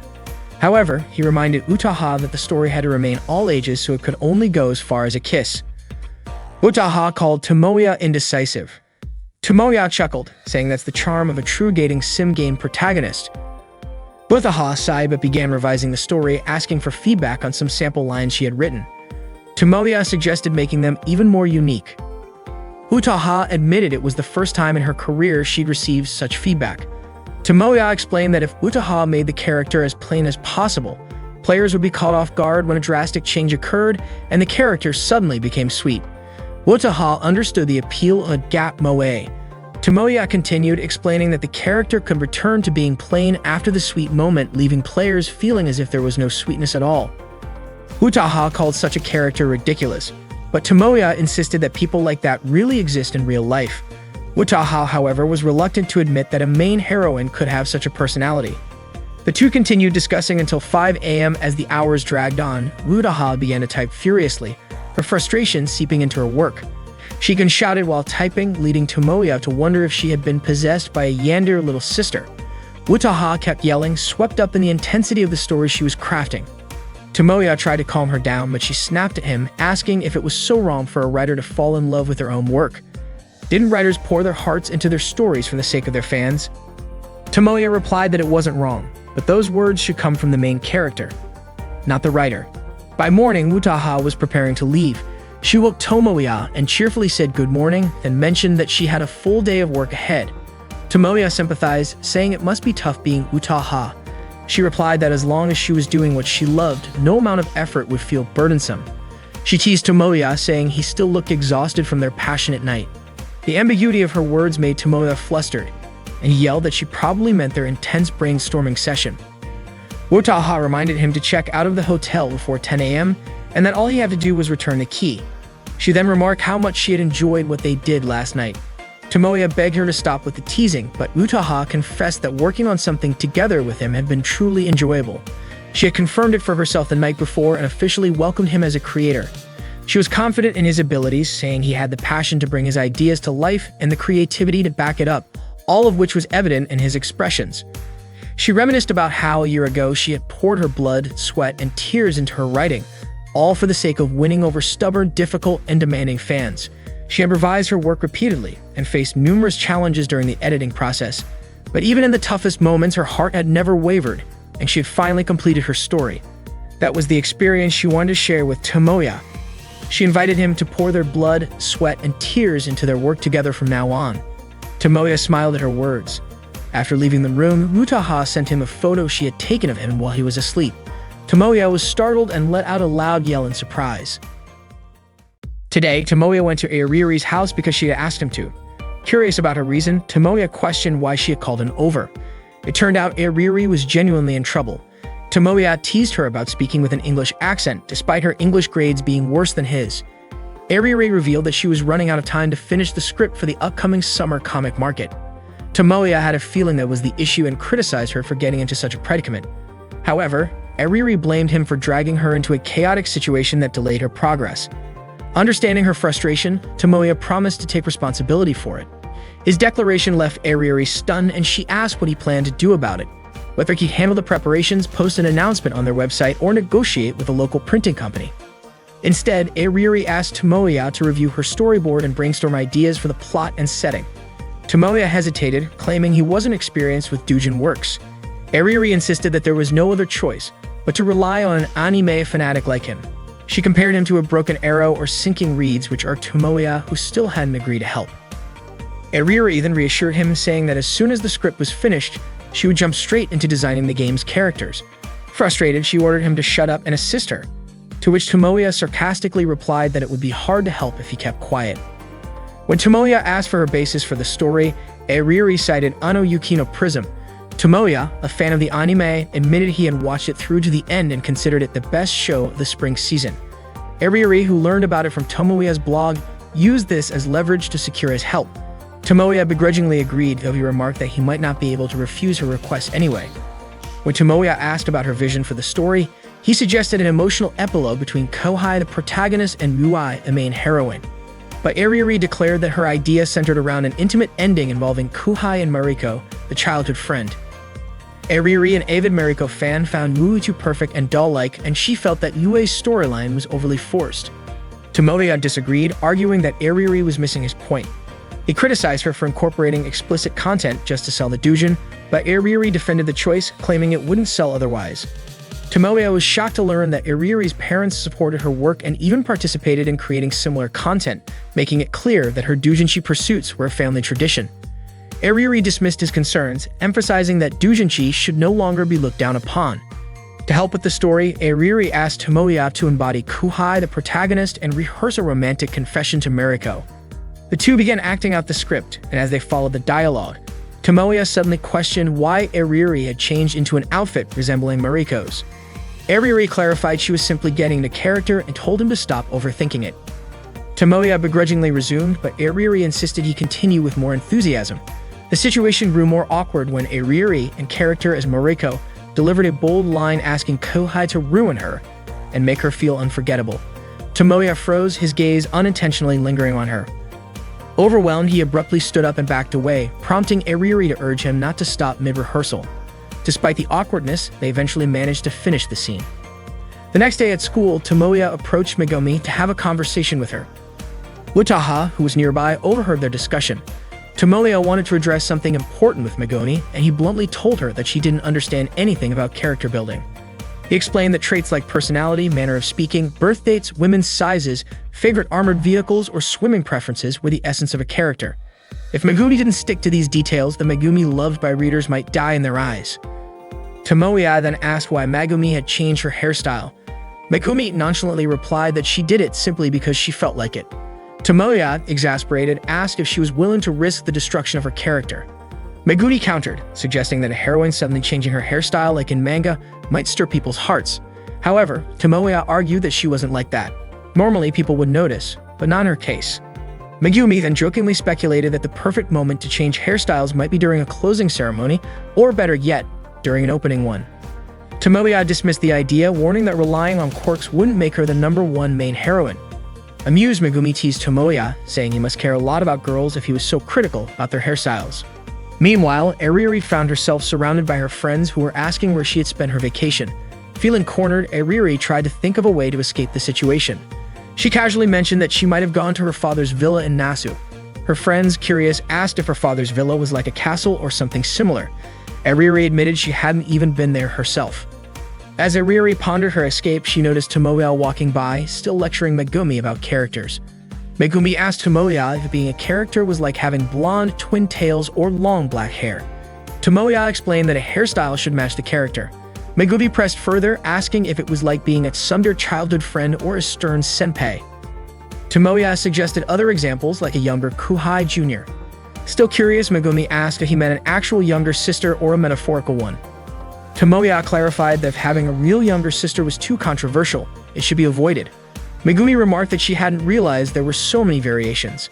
Tomoya urged Megumi to imagine a younger girl who calls her senpai, clings to her constantly, respects her, and always wants to be with her. That's what he considered moe. Megumi, however, still didn't see what was moe about it. Tomoya elaborated, saying it would be even better if the Kuhai waited by the school gate for her senpai to go home together. Suddenly, a girl called out to Tomoya, addressing him as senpai.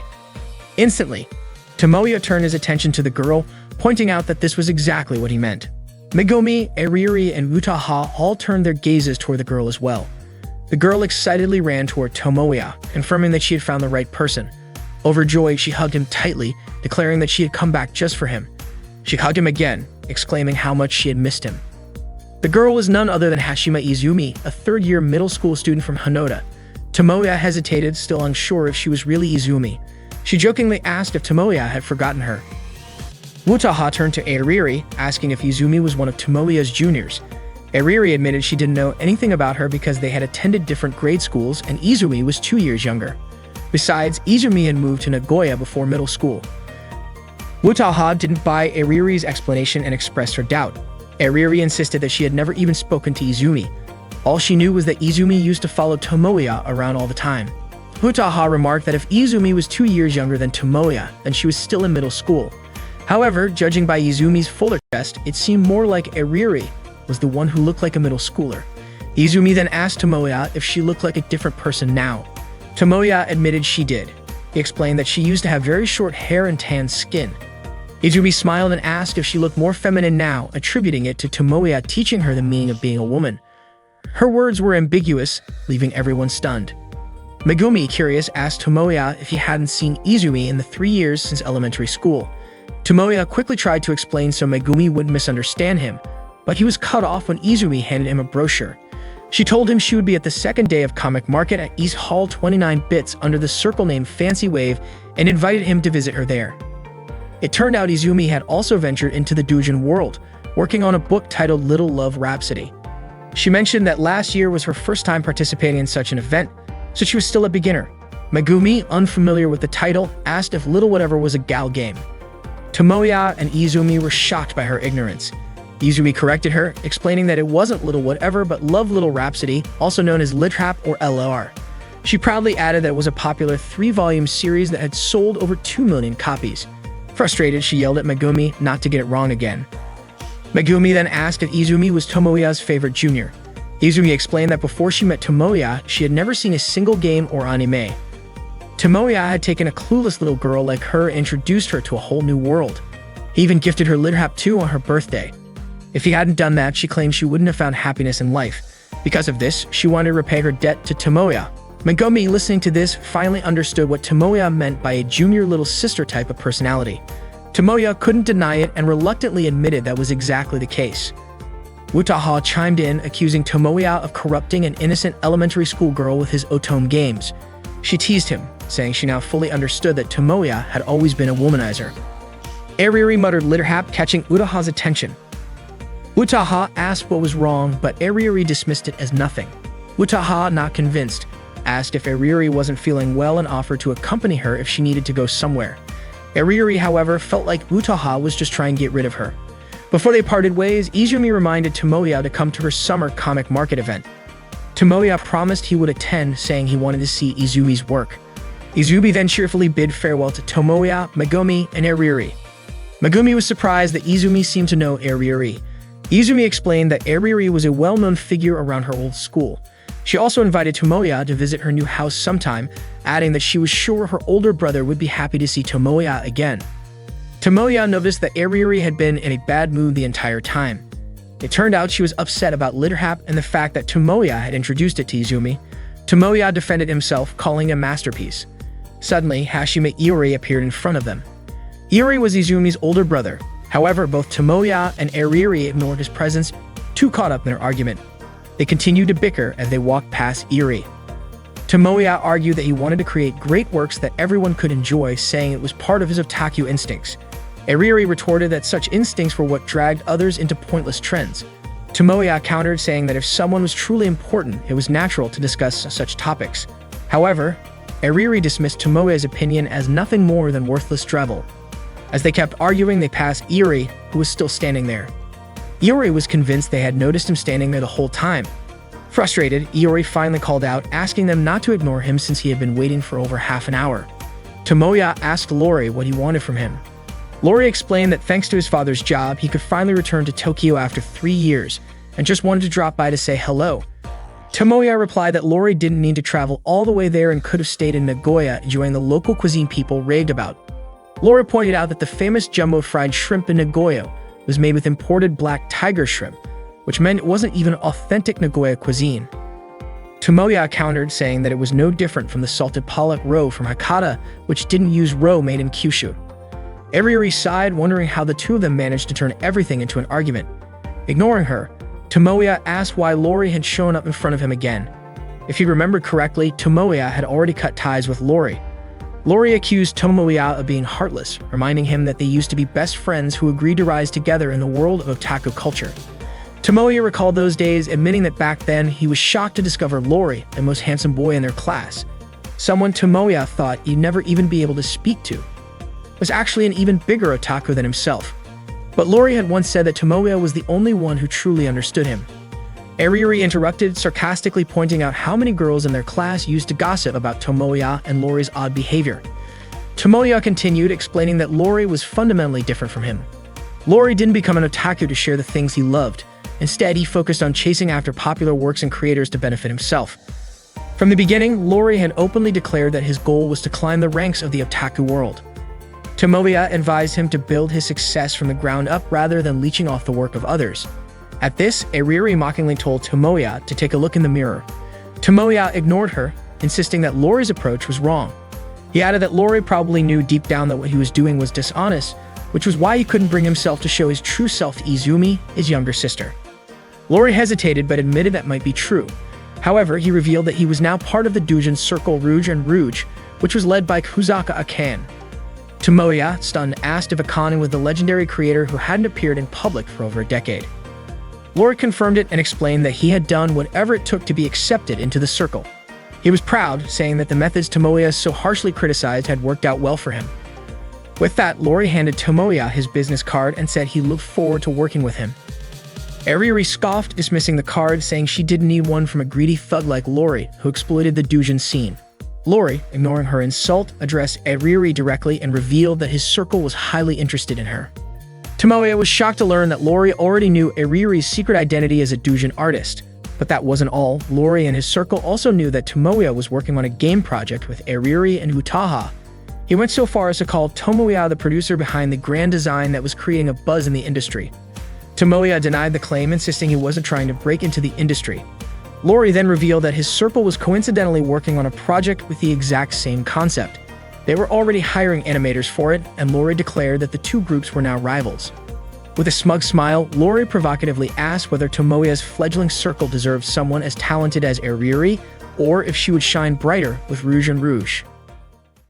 Ariri recalled moments spent with Tomoya from when they were kids. They had been very close since childhood, both sharing a deep love for animation.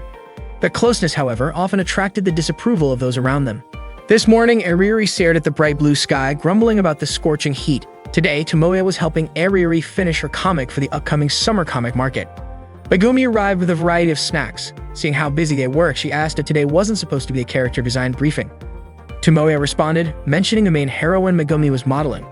Looking at the animated drawing they were working on, Megumi noted that it seemed overly suggestive and asked if she had ever been informed about needing to undress for this. Tomoya clarified that the current project had nothing to do with their game. It was a script for Ariri's circle for the summer comic market. Ariri apologized to Megumi, explaining that she was racing against a deadline. Understanding their predicament, Megumi asked when the summer comic market was taking place. Tomoya said the event would start tomorrow. Shocked, Megumi pointed out that they were only just printing it now. Ariri reassured her, saying the comic market was a 3-day event and her circle was set for the 3rd day, so there was no need to worry. Megumi, unconvinced, asked if Ariri was sure that wouldn't be a problem. Tomoya shouted that of course it was a problem. He mentioned how it would be bad enough if only the printing costs increased, but if they had to sneak into the printing shop during the Obon holiday, things would get truly dire. Despite Tomoya helping with the storyboard, he complained about why Ariri was still pulling 11-hour shifts. Ariri simply replied that as a creator, she had no excuse not to finish everything. Megumi called her cool for her dedication, though Tomoya disagreed. Megumi remarked that regardless, the summer comic market would arrive soon enough. Tomoya told Megumi that this particular comic market was just the beginning of a battle, with their real challenge being the winter comic market later in the year. He claimed this was the start of a legend, a debut for the greatest Gal game production ever, one that would revolutionize the doujin world. Megumi then asked if Ariri would be attending the summer comic market since she was the one selling her books there. Ariri said she wasn't going and planned to have her parents take care of it. Megumi commented that Ariri's parents were very understanding.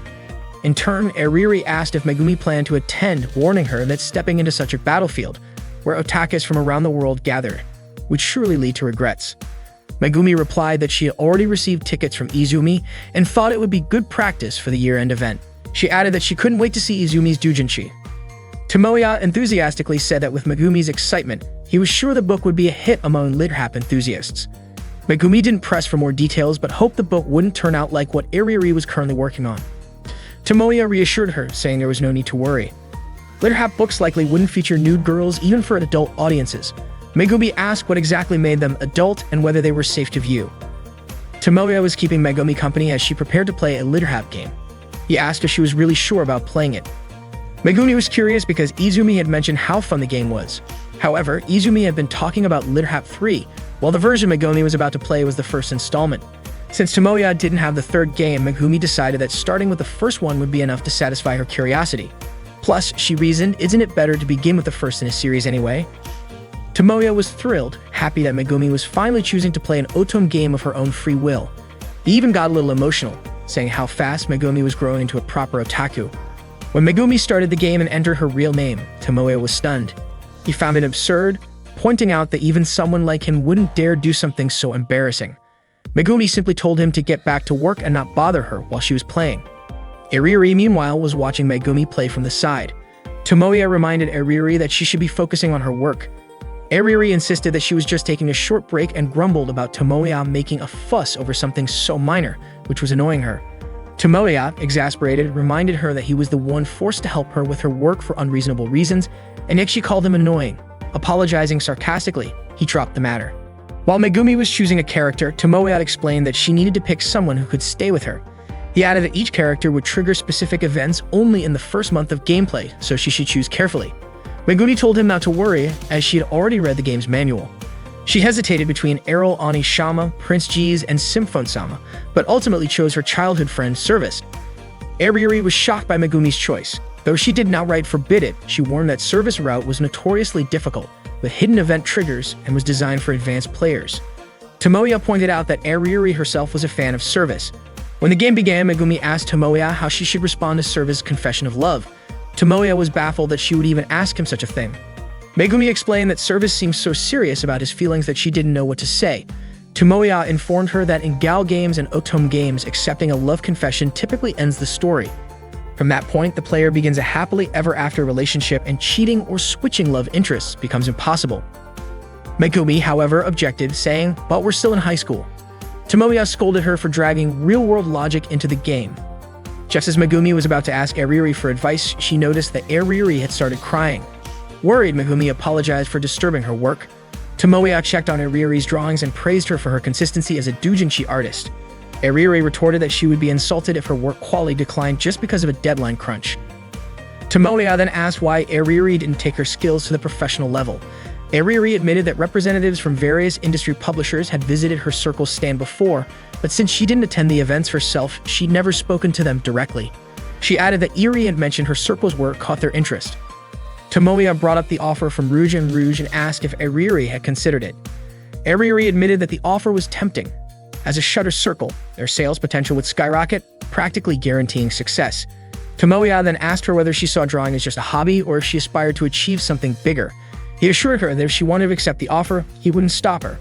Before Ariri could respond, she declared that she had finished her drawing and thanks to watching Megumi play, was itching to play a game herself. Ariri started her game, confidently stating that she remembered all the event triggers. Tomoya praised her skills, calling her impressive at this game. Ariri admitted she hadn't played it in 8 years, then asked if Tomoya remembered the game. Tomoya replied that it was originally Ariri's game, but she pointed out that he borrowed it and never returned it. Tomoya made an excuse, saying he hadn't had time to return it. Ariri then informed Tomoya that from now on, she was part of his circle and wouldn't attend any events until the winter comic market.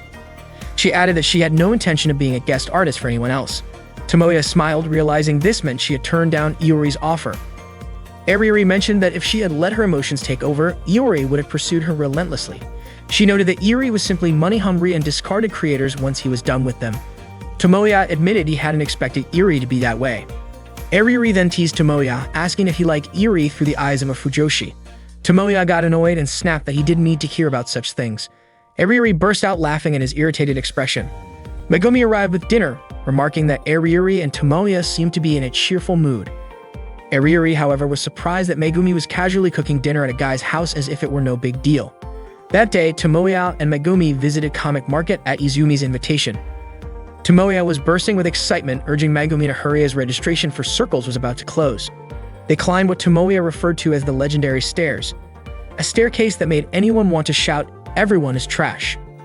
From the top, they could see a sea of people lined up to enter the event. Tomoya smugly mentioned that unlike those people, they didn't have to wait in line because they were among the elite, granted special circle tickets by the event organizers. This, he joked, made it fair to treat others like trash. Megumi, however, warned him not to act that way. When they arrived at Izumi's booth, Izumi was overwhelmed with emotion upon seeing them.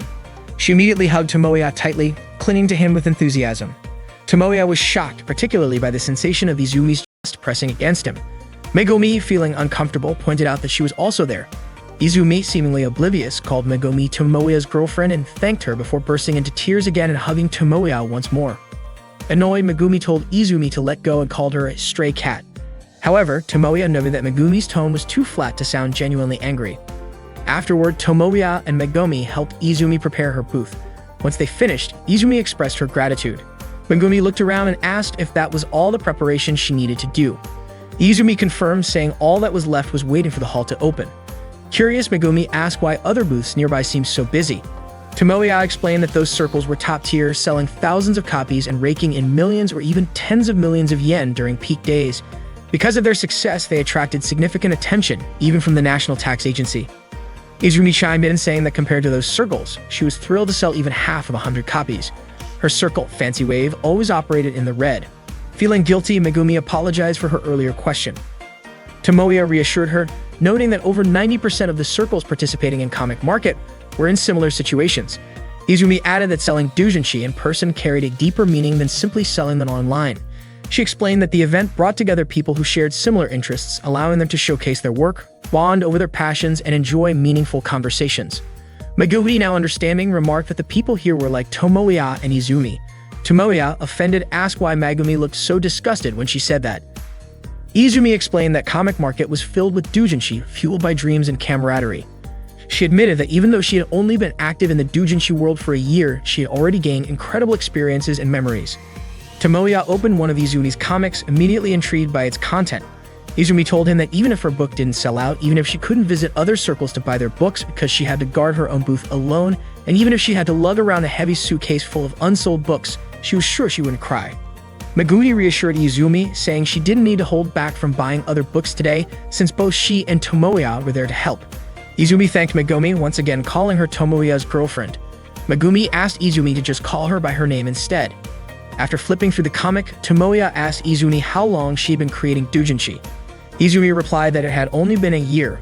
Before that, she was just a reader and buyer. Tomoya, surprised, told her he would make sure all her books sold.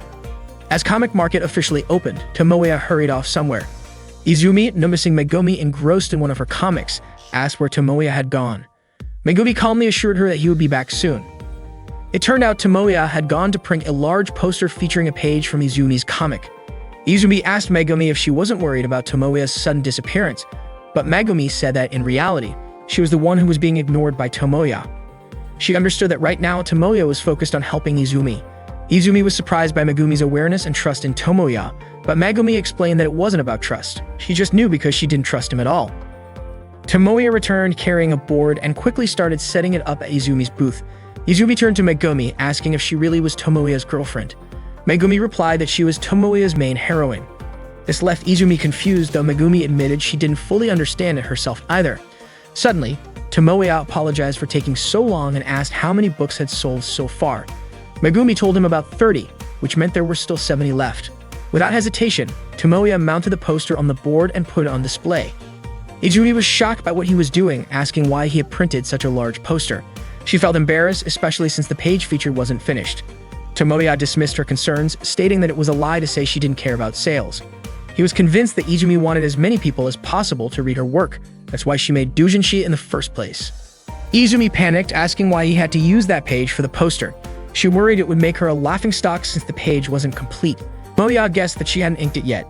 Izumi admitted she had come up with a new storyline just a day before the final deadline. She got erased her finished drawings to create something new, but with only a day to work, she couldn't finish inking it. Izumi pleaded with Tomoya to take the poster down, but he refused. She called him cruel, but Megumi countered, saying Tomoya wasn't being mean at all. The scene he chose to feature was genuinely captivating from that point onward. A man approached the booth and began flipping through the comic. Izumi, thinking her work might not appeal to him, started to discourage him. But Tomoya stopped her, insisting they let him take a look. To Izumi's surprise, the man bought the book.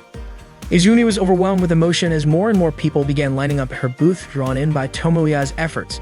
Thanks to his determination, her books sold out completely. Iori, observing Tomoya's dedication to Izumi's success, noted with interest that Tomoya was already this motivated, even though he himself planned to expand their operations next year. As the final book sold, Izumi burst into tears, deeply moved. She thanked everyone as applause erupted around her booth. With that, the second day of Comic Market came to an end. Tomoya stepped outside and spotted Arieri, who was in disguise. He had suspected that it was her earlier when she bought a book from Izumi's circle. Tomoya told her not to be embarrassed just because she secretly visited Izumi's booth or because she hadn't played Lirhap for years. He added that Izumi didn't hold any ill feelings towards her. Arieri refused to say why she was hiding, but Tomoya didn't buy it. He couldn't believe she was genuinely angry about it.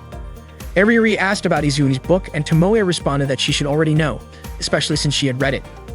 He understood because he had seen how hard Izumi worked to sell her books. Tomoya admitted that Izumi was impressive. Despite the tight schedule, she still managed to produce something great. Arieri was upset, however, because Tomoya had never reacted that way to her work. He had never been passionate about seeing her creations, never truly tried to sell her books, and seemed to feel nothing at all. Tomoya then pointed out that Arieri and Izumi were very different genders, popularity, and even different paths in life. Arieri, frustrated, asked if Tomoya thought her book was extraordinary or if it was better than Izumi's. She wanted to know if Tomoya would do anything to help sell her book. But Tomoya simply replied that Arieri's books could sell on their own, even without his help. Arieri began to cry, saying that Tomoya hadn't given her a direct answer, that he hadn't told her anything for sure. In tears, Arieri ran off and her hat fell in front of Tomoya. Megumi, watching from the top of the stairs, saw the whole scene unfold. Tomoya remembered a moment from his elementary school days when Arieri had cried because of him. Now he was faced with the same situation. Arieri was crying and said that his response didn't really answer anything. He had been avoiding giving her a definite answer. Eriri, still in tears, ran off and her hat fell in front of Tomoya. Later that night, suddenly Utaha was in his bed saying good morning to him, which of course shocked Tomoya.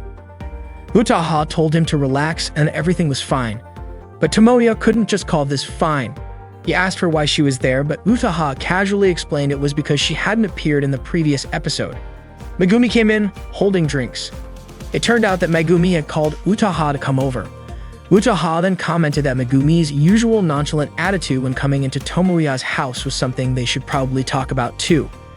But Megumi said the real topic here should be why Utaha rushed to come 15 minutes earlier even though she just said Tomoya was in trouble. Utaha then asked what happened to Tomoya. She'd heard about it from Megumi, but she didn't expect things between Tomoya and Eriri to go down like that. She suggested they talk it out and find a solution together. Tomoya replied that this was between him and Eriri, and he didn't want to drag Utaha into it. Utaha told Megumi that what she was witnessing was a perfect example of a typical wimpy protagonist from a gal game. When he's in trouble, he shows his anxiety and starts involving others around him. Utaha said that if Megumi ever became the main heroine, she'd have to be ready for this kind of situation. Megumi called it troublesome, but Tomoya admitted he was anxious. Utaha then shared her version of the story. When Tomoya praised Izumi's book, Eriri had flipped out for no clear reason. She started insulting Izumi, ripping up her book, and then pushed Izumi into a puddle, laughing with others. Tomoya felt like part of the story was eerily familiar to how a certain writer might react, and the beginning of Utaha's version was pretty accurate. Utaha said it was childish behavior, and Tomoya agreed with her. He didn't think Eriri was acting like the renowned doujinshi artist she usually was. But then Utaha clarified that she wasn't talking about Eriri's immaturity, but Tomoya's. She asked, shouldn't you have kept quiet about praising someone else's book in front of Eriri? Whatever you say to her will just make her upset. Wouldn't it have been better to keep your true thoughts to yourself? Tomoya couldn't do that. He couldn't just pretend something wasn't good when it actually was. He said it would be easier to stop being an otaku than to lie and say Izumi's doujinshi or Utaha's novel was bad. But Utaha pointed out that Tomoya's words had left a deep wound in Eriri's heart. Tomoya didn't believe it, but Utaha insisted that his words could make her feel like everything had been taken away from her. She even suggested that after this, Eriri might not be able to draw again. Tomoya was skeptical, but Utaha said that Eriri would probably feel like she'd lost her pride as a creator and her position as Tomoya's childhood friend. Izumi was very close to Tomoya and seemed like someone he'd known for a long time, even though they had only recently met. It was just like the situation where a protagonist wants to confess his feelings but fails to win over his crush. This made Utaha frustrated. A heroine who saves the day should show up later, not earlier. Utaha told Tomoya that in order for their group to get through this, he needed to fight for the love of his childhood friend. Tomoya said that it should have been a touching moment, but Utaha ruined it by calling him a wimpy protagonist. Utaha added that vague memories, beautiful moments, and childhood promises should be used to win over Eriri. Tomoya then asked if Eriri would even be affected by that. Megumi was confident it would work, and she added that Tomoya should aim to be the heroine, not the protagonist, just like in light novels. Today was the third day of Comic Market, and Eriri had locked herself in her room.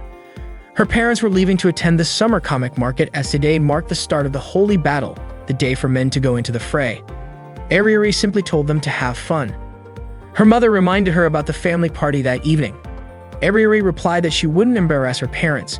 Meanwhile, Utaha was still lying on Tomoya's bed, sniffing his blanket. Tomoya was getting ready to head to Comic Market Summer Issa 276, Egoistic Lily. Megumi asked if Eriri would be coming too. Tomoya wasn't sure if Eriri would show up, but he still had to go. Megumi cheered him on, and Tomoya thanked her. Megumi was confused, feeling like she hadn't done anything, and that it was Utaha who had helped him through the night. But Tomoya still wanted to thank her. Megumi suggested that Tomoya prepare a name for their circle. Tomoya said his goodbyes. Lori had been quietly watching Tomoya, but when he approached, she pretended not to notice. Tomoya walked over and called her out. Lori greeted him, and Tomoya said he had noticed her watching him since he arrived. He added that he wouldn't back down from Eriri. Tomoya told her that he didn't want Lori to give up, but that he needed her help. Lori asked what he needed help with. Tomoya explained that he needed help bringing Eriri back into their circle. It turned out he wanted Lori's assistance in finding an outfit similar to the one the servant wore in Little Love Rhapsody. Eriri was getting ready for her family's party that night. She looked outside and saw the fireworks, which reminded her of scenes from a gal game where the servant character had conquered her. Suddenly, Tomoya appeared, dressed up like the servant. Eriri was shocked and asked what he was doing there. Tomoya asked if he could take her out for a bit, inviting her to the festival. He kept pleading, and Eriri asked if he wasn't embarrassed. Tomoya admitted that he was really embarrassed and he might die from it, but right now, he didn't want to die. He didn't want to die until he resolved things between them. This was actually Utaha's idea because her family was hosting a party with fireworks that evening. Tomoya saw this as the perfect opportunity to make up with Eriri. Utaha suggested that he take inspiration from the fireworks scene in Little Love Rhapsody. The plan was designed to trigger past memories and nostalgia, hoping it would convince Eriri to make up with him. Utaha was confident it would work, thinking that deep down, Eriri was a girl and being a bookish type, she was waiting for her Otaka prince. Utaha also remarked that it was too romantic for a pornographic doujin. Megumi thought Eriri was romantic, considering she was into porn doujinshi. Thanks to the plan they'd come up with the night before, Eriri agreed to go out with Tomoya. They headed to their old high school.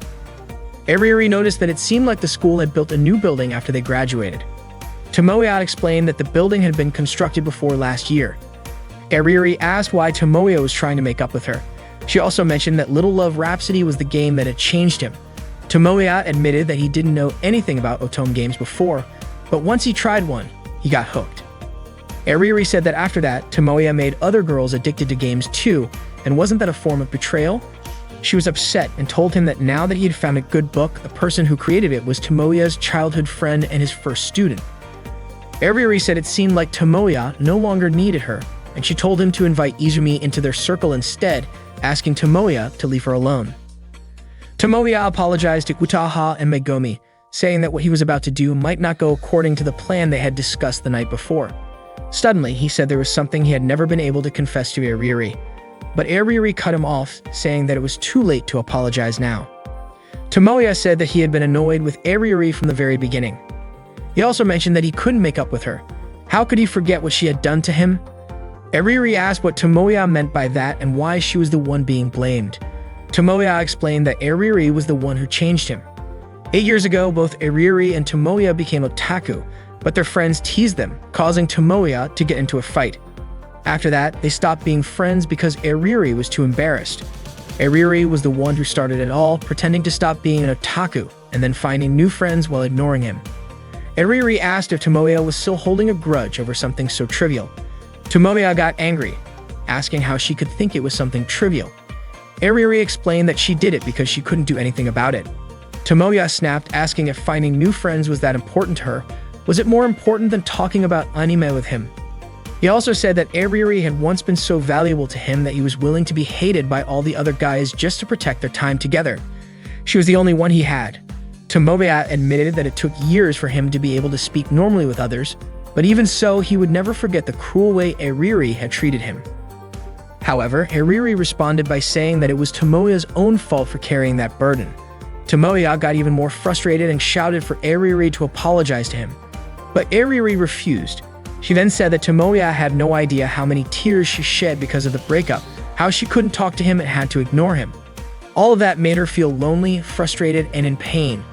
She confessed that she had suffered more than Tomoya, always feeling like there was a boomerang in her heart every year. That's why she had no reason to apologize. Neither Tomoya nor Eriri were willing to apologize first, and they kept arguing. Eriri demanded that Tomoya apologize for choosing Izumi's book over hers, for gaining fame, and for becoming more skilled. Since Eriri had known Tomoya, all of that was far ahead of her, and she couldn't understand why Tomoya hadn't chosen her. Tomoya stood his ground, saying that he would say he liked someone if he truly did, and that he didn't care about their past. He also said that Izumi's book gave him more of a thrill. Eriri asked if Izumi was better than her. Tomoya bluntly told her that Eriri was lagging behind, that she wasn't as good as Izumi. Eriri retorted that she had fought hard, that she had tried her best alone. Tomoya didn't care about her effort or her talent. His opinion was clear. The book Eriri was selling at Comic Market today was terrible, and it didn't compare at all. Eriri admitted that she had been working hard, and outside she wore a mask, but at home she worked tirelessly. She wanted to get back at the people who had separated her from Tomoya. She wanted things to go back to the way they were, and that was why she had come this far. Tomoya did acknowledge that Eriri had made it this far. She was quick, skilled, and consistent. But from now on, he wanted Eriri to become even better. He wanted to see her grow, become more skilled and consistent. Eriri asked how she could do that. She couldn't work any harder. Tomoya told her to figure it out herself because this was her own work. Ariuri called it nonsense, but Tomoya said that if she thought it didn't make sense, then there was no need for her to get any better. He didn't care if she was number one for herself. Ariuri remembered that her books had many fans, but Tomoya had never praised her. It was different when Tomoya had worked hard to sell Izuni's book. Ariuri then declared that she would be number one for Tomoya, and until that time came, she wouldn't apologize. Tomoya simply didn't care anymore. He said that it was up to her. Tomoya was carrying Ariuri and asked if the story about her sprained ankle was a lie, considering she could still walk. Ariuri replied that a knight who carries the princess out of her castle has no right to complain. Tomoya commented that it seemed like they still hadn't made up, and Ariuri agreed, saying they hadn't apologized to each other yet. Today, Ariuri had finished drawing the illustration for their circle's logo, and Tomoya, Utaha, and Megumi were eager to see it. Utaha thought it looked almost good, but Megumi wondered if it was just her or if the girl in the drawing was really not wearing anything. Ariuri admitted that she knew exactly what Megumi was referring to and had taken inspiration from her perfectly. However, Megumi disagreed, saying it wasn't perfect at all. Utaha chimed in, saying the true heroine would strip if asked and would moan if told to do so. Megumi was shocked to hear that, but Tomoya told her to calm down, reminding her that this was a game for everyone, so it probably wouldn't go that far. Ariuri then asked for Tomoya's final touch as the producer. Tomoya filled in the name of their game, Blessine Software. Tomoya then asked if it was a good name. Ariuri said it was good if Tomoya liked it, and Utaha jokingly added that its free translation could be Megumi Soft. Both Ariuri and Megumi were shocked to hear that, and Tomoya found himself on the receiving end of a punch from both of them. Michiru was using the bathroom in Tomoya's house without him knowing. Meanwhile, Tomoya was in an online meeting with his circle, Ariuri, Utaha, and Megumi. Tomoya wanted to change the dialogue for the second meeting event with the main heroine. Utaha thought that the lucky pervert metaphor was a bit cliched and would end up turning it into a harem situation. Tomoya disagreed, saying that harem was fine, but unfortunately, it didn't fit Utaha's writing style. Ariuri said that there was some truth to what Tomoya said. Although she didn't fully understand novels, what they were working on was a gal game, and this wasn't about literature. It was entertainment. If the girl wasn't cute and a little bit sexy, the player wouldn't enjoy the game. And then what would be the point of it? Besides, what was Ariuri even doing in the circle if there were no cute girl moments? Without that, it would be a waste of Ariuri's talents. Utaha asked why Ariuri had become so motivated after the summer comic market. She also asked what had actually happened. Ariuri replied that Utaha had also been motivated before the summer break. Utaha responded by saying that she was a professional novelist and always gave her full dedication to a project. Ariuri teased her, saying that Utaha's book was delayed. Utaha asked who said such a stupid thing and mentioned that sometimes people need to shut their mouths when they leak information. Tomoya stopped their argument by asking if Utaha was willing to revise the initial scene. Utaha replied that whoever leaked it was definitely not Tomoya. Tomoya insisted that they not talk about it anymore as the topic was closed and they should focus on moving forward. Utaha agreed to revise the script, and Tomoya reminded her that the main point was for the heroine to scream cutely. He then called the heroine to demonstrate. Megumi quickly gave an example, but it was far from Tomoya's expectations. Ariuri realized she had forgotten that Megumi was part of the meeting. They wrapped up their conversation, and before they knew it, the night had grown late. Tomoya left his room and planned to take a shower before bed. When he opened the bathroom door, he was shocked to see someone drying off, wearing only their underwear. It was Michiru. She greeted Tomoya, explaining that she had just finished showering and told him he could use the bathroom. Seeing underwear scattered on the bathroom floor, Tomoya screamed. Michiru apologized, saying she should have informed Tomoya before entering. Tomoya told her that she didn't need to apologize but should have screamed and said, "What are you looking at, you pervert?" To Michiru, it didn't matter. She said that she would be staying there for a while, so it was her fault for not greeting Tomoya when she arrived. Tomoya appreciated Michiru's consideration, but he disagreed with everything she said, just like the current weird situation. Michiru commented on Tomoya's room, which was filled with otaku-related stuff, and asked if he still played games. Tomoya asked why Michiru had come to his house.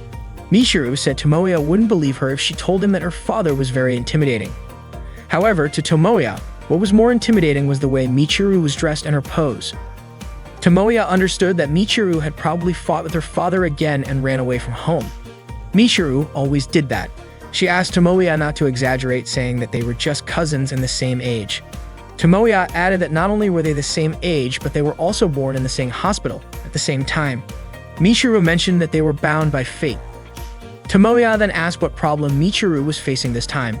Michiru had told Tomoya before that she had joined a band when she started high school and all of the band members were girls. Tomoya hadn't expected Michiru to still be sticking with it. Michiru said that she couldn't just quit after less than a year. Tomoya pointed out that Michiru had dropped out of the volleyball, drama, and basketball clubs after only half a year, even though she had made it to the regional rounds in every one of them. He thought that Michiru was really talented, but that she got bored easily. She was completely different from Tomoya, even though they were family. Tomoya was always focused on something, and since he was a kid, he loved anime and games. Tomoya asked if Michiru was still focused on her band. Michiru explained that her band had become the talk of the town after their performance at the festival. A talent scout from a recording studio approached the band members, which is why she asked her dad for a little money. Tomoya could imagine what happened next. Michiru said that her dad had scolded her, saying they never agreed on this topic. Tomoya didn't want to hear more about it, saying that Michiru was someone who never had any real struggles. That was why Michiru wanted to stay with him for a while. Tomoya then asked how her parents reacted to that. Michiru replied that Tomoya's parents allowed her to stay with them until she and her father made up. Tomoya was surprised by how relaxed her parents were, especially since they never really showed up. Tomoya saw this as a problem. First, Michiru's clothes were way too revealing, but Michiru didn't think it was a big deal since no one else was around. Tomoya said that he was there and he was a high school boy. Michiru jokingly replied that Tomoya was the only boy who saw her like this, and she called it a bonus for him. Tomoya silently prayed that God would teach Michiru a lesson about her inappropriate behavior. Michiru stretched her legs over Tomoya's shoulders, asking him to just say it if he had something to say. Her feet continued to tickle Tomoya's neck. Tomoya said he didn't want to turn around and asked Michiru to dress more modestly. Instead, Michiru trapped Tomoya's neck between her thighs because he wouldn't turn to face her. Tomoya screamed, but Michiru kept insisting that he turn around. She kept pulling his head toward her chest and then started tickling him. Tomoya screamed again, begging Michiru to stop. The next day, Tomoya's circle gathered in the AV room to work on their project. Megumi mentioned that Tomoya seemed tired and asked if his neck was sore, making it hard for him to sleep. Tomoya said it wasn't, and he even twisted his neck before going to bed. Just as Megumi was about to ask again, Utaha stopped her. Utaha also told Tomoya not to push himself too hard. She mentioned that Tomoya had passed on his passion to the circle members, but if he got sick, it would all be for nothing. Utaha offered to take over for him that day and handle things. Tomoya refused because Utaha had already written the script and he wanted to finish the rest himself. Utaha was worried about Tomoya's condition, but Tomoya explained that Utaha had already spent so much time working on her novel that it was late to be released, so he didn't want to trouble her further. If he kept pushing himself, he would ruin Utaha's career, and he couldn't bear to do that. Tomoya couldn't hold back his exhaustion and drowsiness any longer. Utaha asked him to repeat what he had just said, but Tomoya couldn't remember it. Utaha even called Megumi over to ask how to record on her phone. Eriri stood up and asked why Utaha was being so cold toward her. Utaha had only been a little indifferent to Eriri, but now she seemed to have completely forgotten that Eriri was there.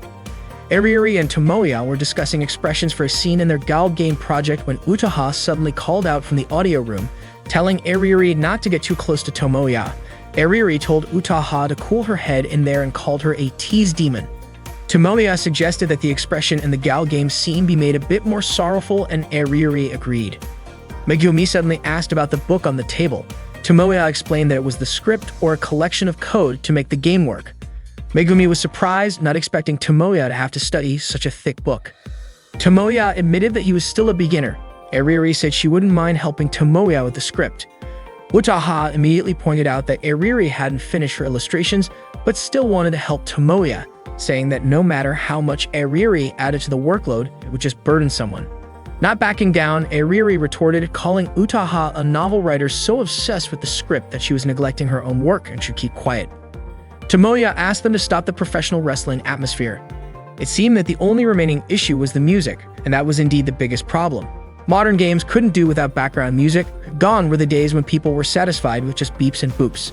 Eriri also mentioned that the power of music was crucial to building the climax of the game. Tomoya agreed, saying that with the right music, you can imagine a scene just by hearing the music. Eriri added that if they couldn't find someone to handle the music, then Tomoya wasn't doing a good job as the producer. Tomoya opened his phone and saw a message from Michiru asking when he would be home, offering pizza for their dinner. Tomoya was surprised as Megumi had seen the message. Megumi apologized, saying she didn't mean to peek at the message but assured him she wouldn't tell anyone who it was from or what it said because that would be rude. Tomoya suspected Megumi had seen everything. Ariori came over and immediately grabbed Tomoya's phone, her expression changing to one of suspicion after reading the message. Utaha and Ariori started interrogating Tomoya. Tomoya explained to them that Michiru was just his cousin, and she was currently staying at his house because she had a fight with her family and ran away. Utaha then summarized that Tomoya was living with his cousin, who was his age. Ariori couldn't imagine them living in the same house, sharing a roof, and even bathing each other. She joked that they were probably talking about the lucky pervert in real life. Tomoya said it was just a coincidence, except for that one time. Utaha asked what he meant by that one time and suggested that there were still many things Tomoya was hiding. She demanded that Tomoya tell them everything that had happened or hadn't happened yet. Tomoya replied that of course he couldn't talk about things that hadn't happened. Tomoya then explained that he and Michiru were born on the same day at the same family maternity clinic near their house in Nagano. Everyone in his family was born there, and they would sometimes visit. Utaha pointed out that Tomoya and Michiru weren't just childhood friends, but had been friends since birth. Every summer and winter break, Tomoya would visit Nagano with Michiru, as other relatives lived there as well. They would wander around open fields and mountains, spending time together in a secret cave they found. Michiru was the only family member of Tomoya's age. Utaha then asked, so Tomoya and Michiru did it? Bathed together, checked the differences between boys and girls, and with that, Michiru became the typical childhood friend who had power over all Tomoya's childhood friends. She also mentioned a special bond that made other childhood friends seem insignificant in comparison. Tomoya snapped back, saying that Utaha had gone too far with her scenario involving Michiru. Ariori was almost in tears after hearing that. Megumi asked if Ariori was okay. Ariori felt like she was nothing compared to Michiru. It seemed like the explanation had left Ariori feeling drained. Tomoya returned home and found Michiru asleep on his bed. He immediately woke her up. Michiru stirred and asked why Tomoya had taken so long to come back. Tomoya explained that he had a meeting for the circle today. As Tomoya looked around his room, he noticed it was a mess because Michiru hadn't cleaned up after eating. Michiru, however, proudly showed off her new electric guitar, saying she had come over yesterday to drop off some of her stuff. Just as Tomoya was about to ask how long she had been playing it, he was shocked to see that Michiru's things were all over his room, filling the shelves. Tomoya asked what all of this meant. Michiru casually replied that her stuff didn't fit and was creating a mess, so she was organizing things. Tomoya then asked where his important belongings were. Michiru nonchalantly said she threw them in the trash near the living room, so they could be picked up with the weekly garbage. Tomoya rushed to grab his things from the trash, apologizing to his heroine. Michiru was surprised that Tomoya considered those things so valuable. Tomoya then told Michiru that it might be a good idea for her to go back to her own house. Michiru begged him not to be so heartless because they were close friends. Tomoya retorted, asking if a close friend would throw their friend's precious items in the trash. Michiru countered by saying even married couples sometimes throw away their husband's collections. Tomoya shot back, saying who could stand a marriage like that. Michiru replied that this was a perfect opportunity for Tomoya to step away from his unclear otaku lifestyle. She even offered to introduce him to some girls, saying that since her school was an all-girls school, Tomoya could choose anyone he liked. Tomoya told Michiru not to mess with him as girls who weren't into otaku culture wouldn't want to date him in real life. Michiru felt bad for him, saying that Tomoya could be popular with girls if he just acted normal. Tomoya figured Michiru was saying something positive because they were family, but she also mentioned that her school had high standards.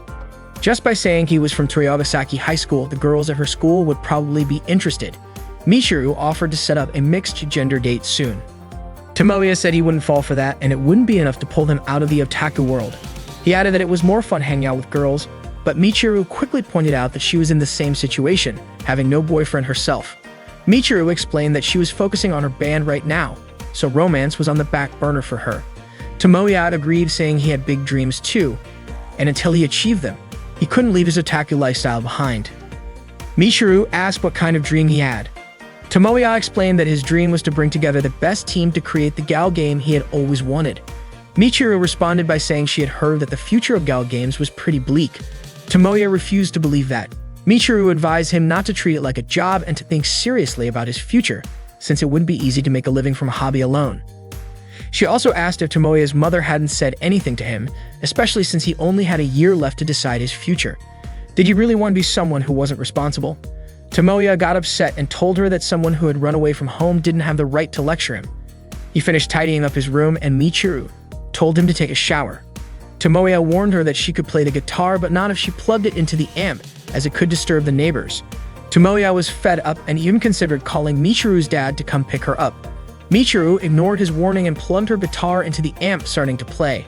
Tomoya grew frustrated hearing the sound and he stormed out of the bathroom to yell at her. As he muttered in annoyance at the sound of the guitar, he suddenly realized that the music actually felt like it would work as a soundtrack for a scene in his Gal game project. Without realizing it, Tomoya had already walked over to Michiru. She apologized to him and Tomoya offered her the chance to join him in creating the greatest Gal game. Michiru was taken aback, but her surprise grew even more when Tomoya's towel accidentally slipped off his body. Today, Tomoya invited Utaha and Eriri to his house to introduce them to Michiru. Tomoya introduced Eriri as the one in charge of illustrations and Utaha as the one handling the script. When Eriri saw Michiru's outfit, she couldn't believe there was a girl dressed so revealingly in front of a guy. Utaha then asked Tomoya to explain his real intentions behind introducing Michiru to them. Tomoya explained that he had asked Michiru to handle the music for the game they were working on. Eriri, however, assumed that Tomoya had some sort of personal interest in Michiru, which was why he was insisting that they work with her. Utaha, on the other hand, questioned if Tomoya wasn't being a bit reckless by suddenly asking Michiru to handle the background music for the video game. Tomoya said his decision wasn't made lightly and he was confident that when Utaha heard the music, she'd definitely be interested. Suddenly, Michiru grabbed Tomoya's neck and told him not to make decisions for her because she hadn't even agreed to his offer yet. Eriri saw how close they were and realized that they had been childhood friends. Just then, Megumi came in with drinks and snacks, but she was shocked to see Eriri's expression. Utaha even guessed that Eriri must feel useless now, and called her a fake, cheap imitation of a childhood friend. Utaha's words hit hard, making Eriri feel really down. Megumi tried to defend her, saying Utaha shouldn't be putting Eriri down when she was already in a bad place. Eriri felt helpless and defeated by the situation. Meanwhile, Tomoya begged Michiru to write some songs for their circle, including some idea programming and background music, and while working on it, she could collaborate with her band on the theme song. Utaha criticized Tomoya for the way he asked people for help, saying he was being rude. Michiru replied that she wasn't interested in Tomoya's offer. Tomoya then pointed out that Michiru had the talent to make great songs and he just wanted to make use of that talent. But Michiru responded that that's exactly why she joined a band, to express herself there. Tomoya was sure that Michiru was the only one who could handle the game's background music. Utaha asked him not to push it, saying that forcing someone who wasn't interested would only make things awkward for both sides. But Tomoya insisted that he didn't want anyone else, just Michiru.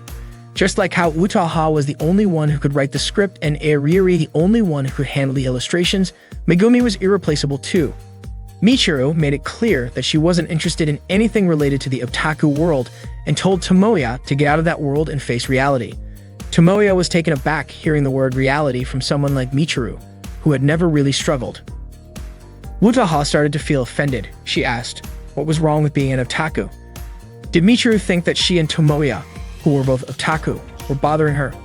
Michiru even went as far as calling Tomoya by his nickname Rinri-kun, which Utaha always used, saying it smelled like the stench of otaku. Utaha started getting frustrated but remained calm. She asked Michiru if she thought being an otaku was beneath her, just like a servant vomiting up otaku content every day. Did Michiru think otaku were a useless race in society, only burdening others? Michiru said that it didn't have to be like that, and she even asked if people like that actually exist. Utaha responded, telling Michiru not to misunderstand. She wanted to thank her for not looking down on otaku. There are people who dedicate themselves to anime, games, or light novels, the creators who work hard to entertain everyone, and the consumers who play a role in the otaku economy. These consumers enthusiastically support and buy the works that are marketed by these creators. These people sacrifice everything to achieve something. So Michiru, does she have the right to belittle something so noble? Tomoya was amazed by Utaha's explanation in defense of otaku.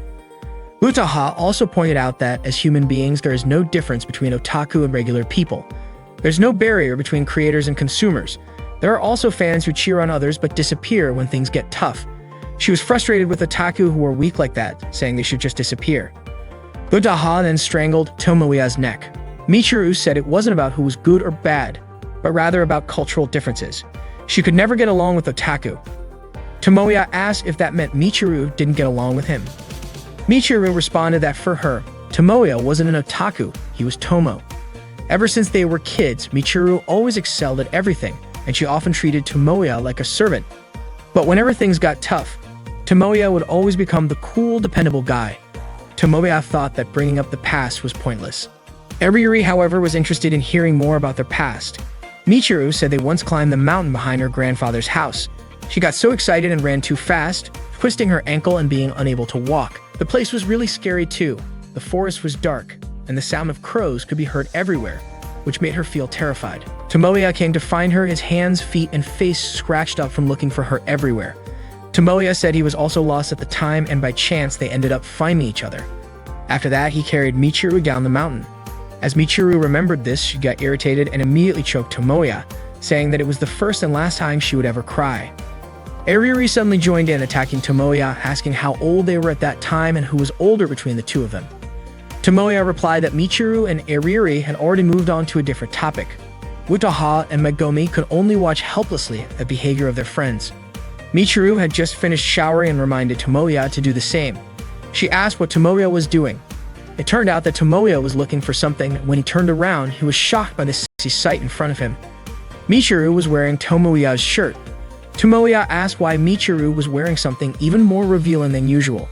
Michiru explained that all of her clothes were in the laundry. She then began playing her guitar, and Tomoya commented that he really wanted Michiru. Michiru asked if Tomoya wanted to be the first for her. She wasn't saying she wasn't interested, but she felt that being with Tomoya wouldn't be a problem. Living under the same roof with someone like him didn't seem to bother her. Michiru started unbuttoning her shirt, but Tomoya quickly apologized, saying he should have explained things more clearly. What he really wanted was her music. Michiru said that the misunderstanding wasn't her fault and went back to playing her guitar. Tomoya asked again if Michiru was sure she didn't want to help, saying that he wouldn't mind if she prioritized her band over his request. Michiru pointed out that Tomoya hadn't given up yet. Of course, Tomoya wasn't giving up because this was for his dream and for his friends who were helping him achieve that dream. Michiru also said that her band was her dream too, and she had valuable friends, but because of the band, they're now on the verge of breaking up. She apologized, saying that she probably didn't have the time to help Tomoya. Tomoya then asked if Michiru's father still hadn't approved of her band. She explained that they would agree if they met the conditions her father set, but those conditions were really tough. Tomoya asked what the conditions were and offered to help. Michiru's father had said that the band needed to find a real manager, as he was worried about them performing at live houses. Tomoya understood the concern since many rock bands get involved with drugs and casual sex. Michiru remarked that Tomoya had a negative view of rock music, but would get upset when people looked down on otaku. To her, that was hypocritical. Tomoya seemed to understand the situation, so he offered to become Michiru's band manager. He would find out what he could do and even reach out to his contacts in the entertainment industry. In return, Michiru would have to help him when he sorted out her issues. Michiru said that their band manager wouldn't have time to handle a game project. Tomoya said it was impossible for him to fully manage the band. Michiru replied that the band wouldn't accept a man they didn't know. Tomoya, however, told her not to drag him into her band problems since he was busy with his own circle. Michiru suggested that Tomoya should just accept her requests and quit working on the game. But Tomoya couldn't accept that because he had his own dream and his friends to consider. Michiru argued that Tomoya's friends weren't really interested in making the game. She had only drawn that conclusion from their conversation earlier. To her, Tomoya's circle was forced, and the only one truly interested in making the game was Tomoya himself. The girls in his circle had different reasons for joining, but Michiru didn't explain what those reasons were. Instead, she teased Tomoya, calling him a naughty dog and tapping his forehead. She explained that what made her band different from Tomoya's circle was that every member of her band was serious about reaching the same dream, which was why she was asking Tomoya for help in realizing hers. The next day after class, Tomoya noticed Megumi wasn't at her desk. Suddenly, Yoshihiko invited him to hang out in Akihabara that weekend. Tomoya wasn't really interested but asked if Yoshihiko had seen Megumi. Yoshihiko said that Megumi had left right after the bell rang. He then asked why Tomoya and Megumi had been so close lately, especially since Megumi was a 3D girl. Tomoya replied that while he liked 2D girls, he never said he hated 3D girls. Yoshihiko asked if Tomoya and Megumi were dating, adding that Megumi was so sweet and wondered if someone like Tomoya could actually date her. Tomoya realized that Megumi was starting to catch the interest of other guys, which meant she was showing signs of growth as a heroine. Yoshihiko teased Tomoya, saying he'd eventually realize how wasteful it was for a girl like Megumi to date someone like him. In his room, Tomoya noticed that there was only 1 week left for the timeline of his game project. He realized that now wasn't the time to be down, at least there had to be some progress in his part of the work. Megumi was at Ariri's house and she had even fallen asleep. Ariri woke her up and brought her a drink. Megumi apologized, saying she had wanted to learn but ended up falling asleep instead. Ariri understood because Megumi wasn't used to staying up late. Megumi mentioned that Mutaha had replied to her message, and it turned out that Mutaha was still awake at 3 a.m. Megumi wanted to change the background of her illustration to a sunset and asked Ariri how to do it. Ariri explained how to change the background. While still working on her own illustration, Ariri asked Megumi why she was doing this. Megumi said that her schedule was getting busier, but that wasn't what Ariri meant. Ariri clarified her question, asking why it had to be Megumi doing this project.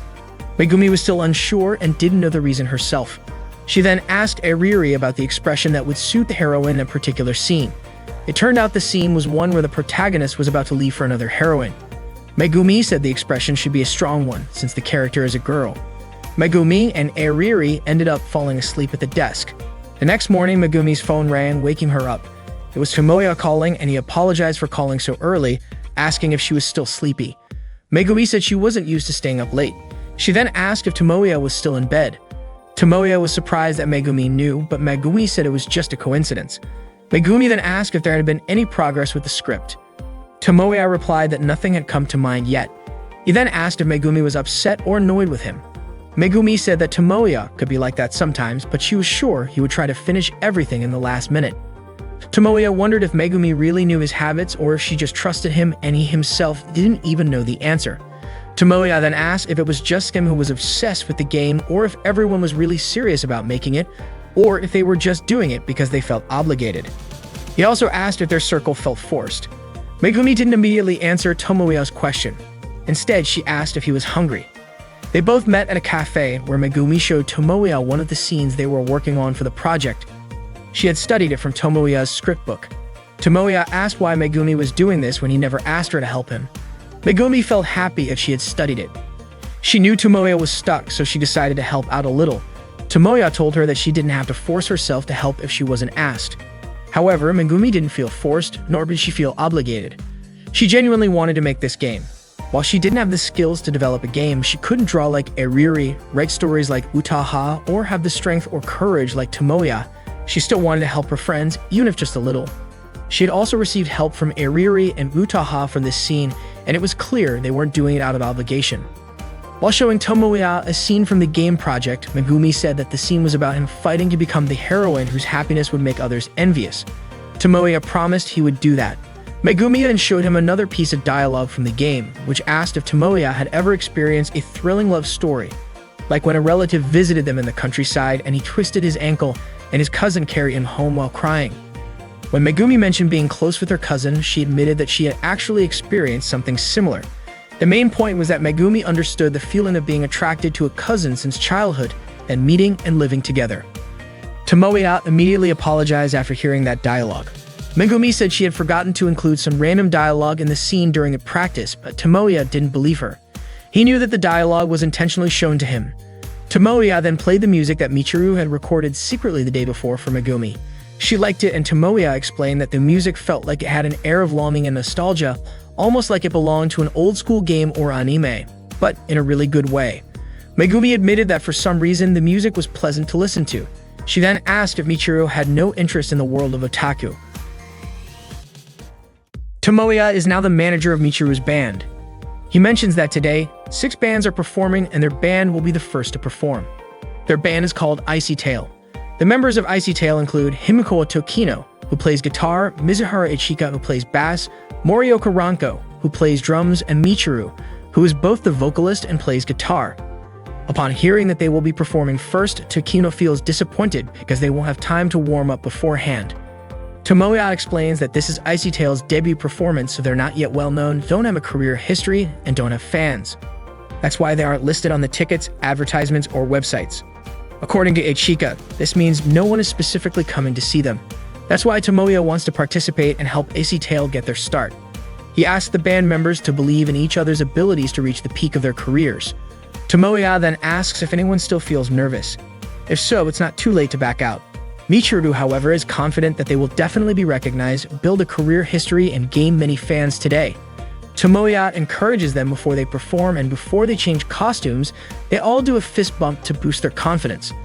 Tomoya reminds them that he has done everything he can for them, and once they change into their costumes, there's no going back. Everything is in their hands now, and they need to show the audience what they've got and make a legendary performance. Megumi and Wataha have plans to watch AC-Tail perform at Mogra. Megumi asks where Iriri is. Wataha explains that she teased Iriri earlier, which made her cry. Iriri then said she didn't want to join and went to Kyuremade Cafe instead. Megumi, however, had hoped that Wataha and Iriri wouldn't act so selfishly. Wataha asks who's being selfish, pointing out that it was Megumi who casually decided Tomoya should be the manager of Michiru's band, and she even prioritized the band over their own circle. They even left for today's event without discussing it with anyone else.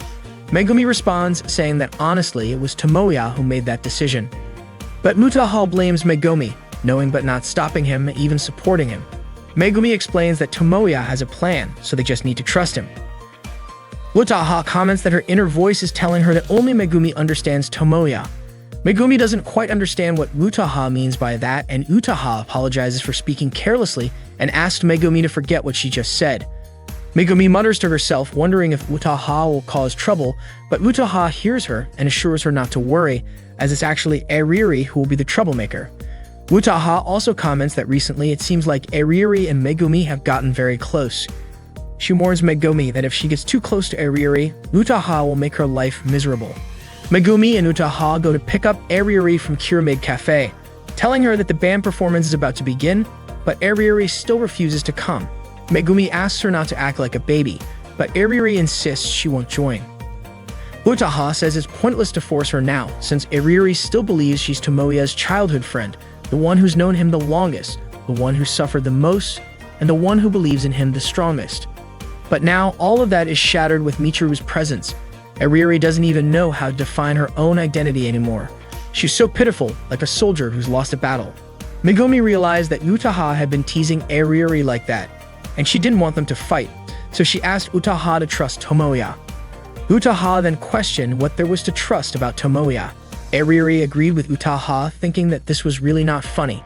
As they entered, they were greeted by the sight of Michiru, lying on top of Tomoya. Michiru was upset with Tomoya for humiliating her so badly. Seeing this, Wataha and Iriri both asked what there was to trust about Tomoya. Michiru wasn't happy with the costume that Tomoya had prepared for her. Tokino had already predicted that it would end up like this. Ichiko was more focused on the parts of Tomoya and Michiru's bodies that were touching. Tomoya laughed and said that now was the time to reveal the truth behind this band. When Michiru first met the band members, the songs they played, including the ones they played after Michiru joined, were covers of anime songs. Before Michiru joined, they were a band that liked to cover anime songs, which was one of the otaku activities. Tomoya said the song Michiru was playing was a new pop chart topper, but it turned out to be a trap because Michiru wasn't interested in anime songs. Michiru didn't even realize that every song she played was an anime song. Because of this, Michiru herself unknowingly created a melody from an anime song, and without her knowledge, her own mind had been manipulated by the band. Megumi remarked that Tomoya had been listening to it over and over, yet he didn't realize it. Tomoya said that he didn't notice because he only listened to anime music. He called it a clever trick, and Michiru's three friends laughed. Michiru hoped that what Tomoya said was a lie. Tokino had expected it to go like this. Ichika said they hadn't told Michiru because they knew she would get in a bad mood if they talked about anime. Ranko apologized to Michiru, but Michiru felt the apology was too late. Tomoya remarked that not many otaku hung out with Michiru, which made Michiru angry. It was truly an unexpected plot twist, the peak of a chance. Tomoya said that was why Tokino, Ichika, and Ranko had made an agreement with him, and in return, Tomoya became the manager of AC-Tail, the anime cover band. Then they agreed to let Michiru work at Blessing Software, and that was a win-win solution for everyone. But Michiru didn't feel it was a win for her. Tomoya then said that if she agreed, Michiru could quit, take off her costume, and leave right now, but she had to understand that her friends, the ones who meant a lot to her, were waiting for her. Tokino apologized for keeping it a secret from her all this time. Ichika also said they couldn't keep lying to themselves anymore because they really wanted to play anime songs. Tokino, Ichika, and Ranko even begged Michiru to stay in the band,